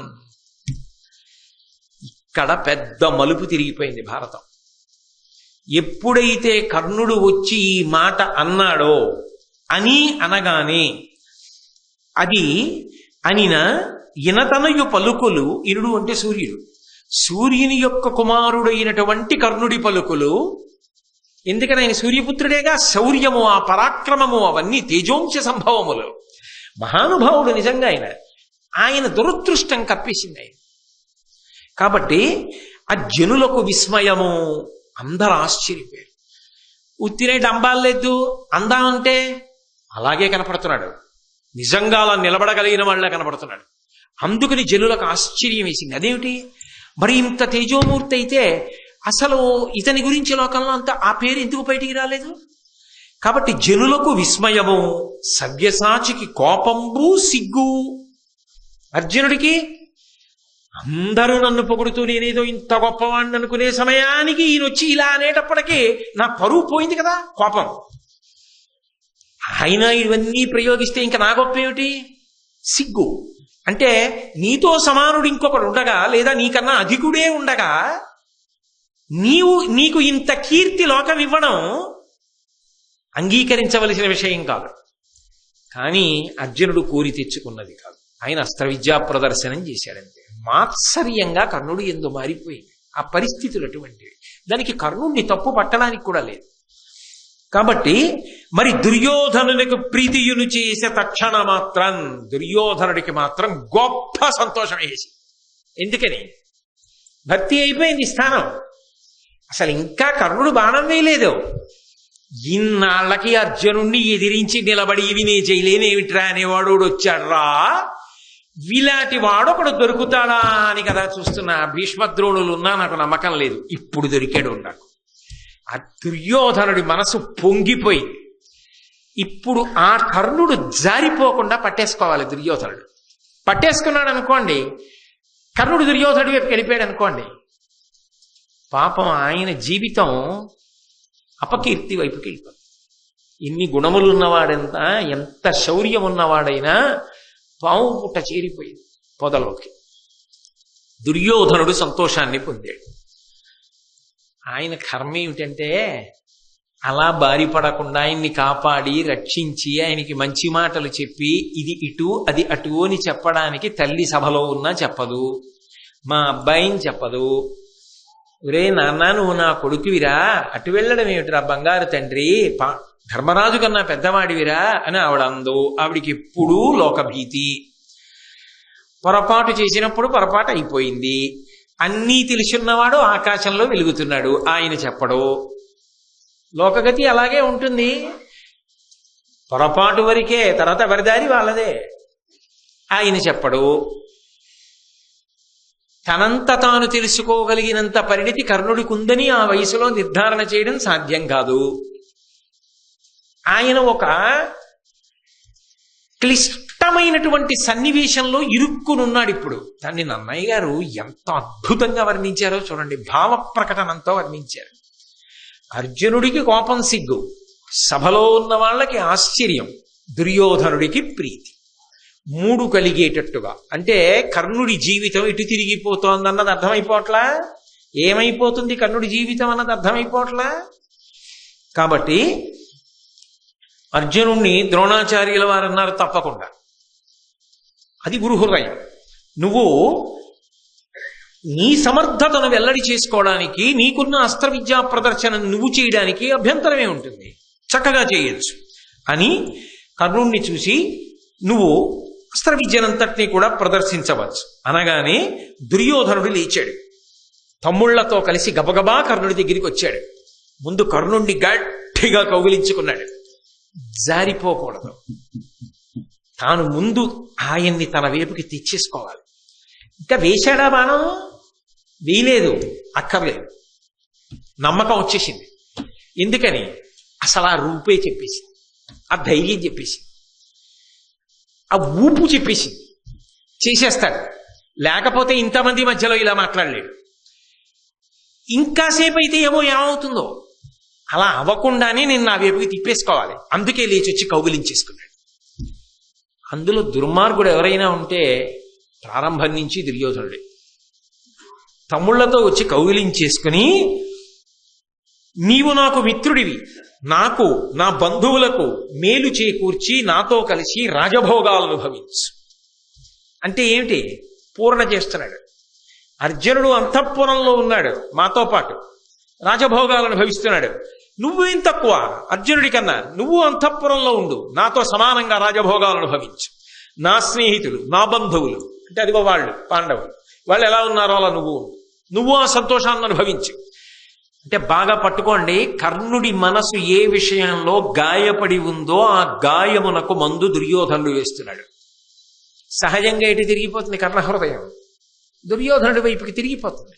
తాను ఆ కాలంలో, ఆ సందర్భంలో, సమాజంలో ఏ విషయంలో తాను బాధకి గురయ్యాడో ఆ బాధని తీర్చినవాడు దుర్యోధనుడు కనుక దుర్యోధనుడి వైపు కర్ణుడి తిరిగిపోవడాన్ని తప్పని మీరు ఎలా అనగలరు? అప్పటికంతే, అది వ్యక్తిగా ఎవరైనా చేసే పని. ఆ ఉపశాంతి అంతే, పైగా వయస్సు అంతే. ఇవన్నీ దృష్టిలో పెట్టుకోకుండా కర్ణుడి మీద తీర్పు చెప్పడం సాహసం. బాగా గుర్తుపెట్టుకోండి, ఇంకా మీరు భారతం పూర్తిగా చదవలేదు, ఇక్కడ వరకే చదివారు. కాబట్టి నా రాజ్యభోగాలు నువ్వు కూడా అనుభవించు, నాతో స్నేహం చెయ్యడానికి సమ్మతించు అని నాకొక్క కోరిక కర్ణ. నువ్వు కూడా అస్త్ర విద్యా ప్రదర్శనం చేయడం కాదు, ఈ అర్జునుడితో ద్వంద్వ యుద్ధం చెయ్యి. ఎందుకని? భీముడు చేసినప్పుడు తానున్నాడు, చేశాడు, వెళ్ళి విడదీయవలసి వచ్చింది ఇద్దరిని. అర్జునుడు చేస్తున్నప్పుడు అలా చేస్తానన్నవాడు లేడు, అందుకని ఆయన వరకే ప్రదర్శన చేసి వెళ్ళిపోబోయాడు. నువ్వు కూడా ప్రదర్శన చేసి వదిలేయడం కాదు, అర్జునుడితో ద్వంద్వ యుద్ధం చెయ్యి. భీముడితో నేను చేశా, నువ్వు అర్జునుడితో చెయ్యి. వేసేశాడుగా మంత్రం, నువ్వు నావాడివి, నా అంతఃపురానికి రా, నాతో రాజభోగాలు అనుభవించు అన్నాడు కదూ. తన వైపుకి తిప్పుకున్నాడు. ఇప్పుడు నువ్వు అర్జునుడితో తనతో యుద్ధం చెయ్యి అంటున్నాడు. అది ఎందుకు పెట్టారు సభ? అస్త్ర విద్యా ప్రదర్శనానికి. దాన్ని దేని కింద మారుస్తున్నాడు? యుద్ధానికి, భూమి కింద మారుస్తున్నాడు. ఎందుకని? వాళ్ళిద్దరూ కొట్టుకోవాలి. అప్పటికి అర్జునుడు పోయినా తనకేం బాధ లేదు.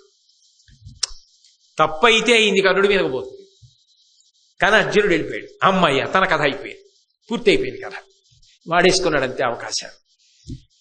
ఎవరి బుద్ధులు ఎలా ఉంటాయో చూడండి. ఏమి మహాభారతం, ఏమి రచన, ఏమి వ్యక్తిత్వాలు! మనుష్యుల జీవితాల్ని అంత అద్భుతంగా ప్రకాశింపచేసింది భారతం. కాబట్టి అనేటప్పటికీ అర్జునుడు కర్ణుడి వంక చూశాడు. ఏమిటి అనుకోలేదు, అయిపోయింది ఇంకా అస్త్ర విద్యా ప్రదర్శనం, తను వెళ్ళిపోదాం అనుకుంటున్నాడు. తెల్లమద్ది చెట్టులో ఈయన ఎవరో వచ్చేయడం, ఈయన మాట్లాడేసేయడం, దుర్యోధనుడు వచ్చేసేయడం, కౌగిలించేసుకోవడం, తమ్ముళ్లతో వచ్చేయడం, కరచాలనం చేసేయడం, నువ్వు మా అంతఃపురంలో ఉండండం, రాజులతో పాటు గౌరవాన్ని పొందండం, ఈ అర్జునుడితో ద్వంద్వ యుద్ధం చెయ్యండం అన్నీ విన్నాడు. ఆశ్చర్యపోయాడు. ఏమిటి ఇంతవాడా, నాతో ద్వంద్వ యుద్ధానికి వస్తాడా? ఆశ్చర్యం ముప్పిరికొని అన్నాడు, పిలువంగబడక సభలకు బలిమింజని పలుకు పాపభాగుల లోకంబులకు జనవేడి పలికెదు పలువా ఎరుంగవు పరాత్మ పరిమాణంబుల్. కర్ణుడి వంక చూసి అర్జునుడు మరి తిన్నగా సభలోకి వచ్చి నాకు అనుమతి ఇవ్వండి అని అడగకుండా అర్జునుడిని ఉద్దేశించి కదా అన్నాడు. నీకేనేమిటి పెద్దొచ్చు, ఇవి నాకు వచ్చు, నేను ప్రదర్శిస్తానన్నాడుగా. అందుకని అర్జునుడు కూడా అంతే పౌరుషంతో జవాబు చెప్పాడు. అసలు పిలవకుండా సభలకొచ్చి బలవంతంగా వేదికలు ఎక్కుతామన్న వాడికి ఏ పాపం చుట్టుకుని ఏ లోకానికి పోతాడో ఆ లోకానికి పోతాడు. నిన్ను ఎవరు పిలిచారు ఇక్కడికి వచ్చి అస్త్ర విద్యా ప్రదర్శనం చేయమని?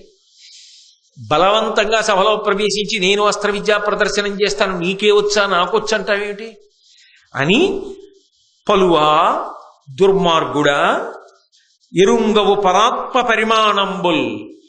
ఎవరికి ఎవరితో ఏ వ్యత్యాసం ఉందో తెలుసుకోలేకపోతున్నావు. నువ్వు నేను సమానమా? ఆయన అతిశయం అయింది, ఆయన గర్వం అయింది, ఆయన అహంకారం అయింది. ఇది కర్ణుణ్ణి రెచ్చగొడుతోంది. మాత్సర్యం కాదు, అసలే మాత్సర్యం. దానికి వెనక ఇప్పుడు దుర్యోధనుడి దన్ను దొరికింది. దన్ను దొరికిన మీదట అర్జునుడు ఈ మాటలు అంటున్నాడు. అన్న తర్వాత అతనిలో ఉన్నటువంటి అగ్ని మరింత రగులుకుంటుందా, రగులుకోదా? మరింత రగులుకుంది. కర్ణుడు అర్జునుడి వంక చూసి అన్నాడు, అంటే ఇప్పుడు అసలు యుద్ధం మొదలైపోయింది. ఎక్కడ? మాటల యుద్ధం దగ్గర మొదలైపోయింది. కుమారాస్త్ర విద్యా ప్రదర్శనం కాస్త భీమదుర్యోధనుల మధ్య యుద్ధభూమి అయింది. అనుకోని రీతిలో కర్ణార్జునుల మధ్య యుద్ధభూమి అయిపోతోంది. అలా వాడు ఉన్నాడు వస్తాడని అర్జునుడు కూడా అనుకోలేదు, ఎవరూ అనుకోలేదు. ఆ మాటకు వస్తే కర్ణుడు అన్నాడు, అయిన విని పార్థునకు ఇట్లనియే ఇనాత్మజుడు దుర్బలాశ్వయసాక్షేప నిబంధమ్ములు పలుకక ఘన నిశితాస్త్రముల పలుకు గడుగుము నాతో.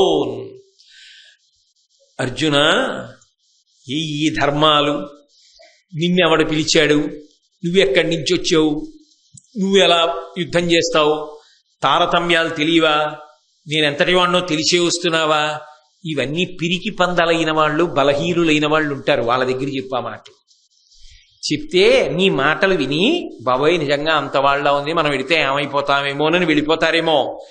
నాతో మాటలు కాదు, బాణాలు ఇష్టం, యుద్ధానికి రా. అంతేకాని ఈ మాటలన్నీ ఎందుకు, ఇన్ని మాటలు అక్కర్లేదు, బాణాలి నేను వేస్తాను, తెలిసిపోతుంది ఎవరో, దానికి మాటలు ఎందుకయ్యా? ఇప్పుడు అర్జునుణ్ణి కర్ణుడు రెచ్చగొట్టాడు. రెచ్చగొట్టి ఇక్కడికి ఎలా వచ్చావు, ఇక్కడ అస్త్ర విద్యా ప్రదర్శనం చేయడానికి నీకేమీ ఆహ్వానం లేదుగా, సభలో బలవంతంగా ప్రవేశించి ఎలా నువ్వు మాట్లాడదాం అనుకుంటున్నావు అన్నావు కదూ. ఈ రంగభూమి అస్త్ర విశారదులకు వారికెల్లా సామాన్యముగా కారయ వీరికి జొరనగు వీరికి కాదను విచార విషయము కలదే. ఈ సభ పేరేమిటి? కుమారాస్త్ర విద్యా ప్రదర్శనము. ద్రోణాచార్యుల వారి దగ్గర విద్యాభ్యాసం చేసినటువంటి పిల్లలు ఎవరున్నారో వాళ్ళు నేర్చుకున్నవి ప్రదర్శించడానికి ఏర్పాటు చేయబడిన రంగస్థలం. నేను ఆయన దగ్గరే నేర్చుకున్నాను.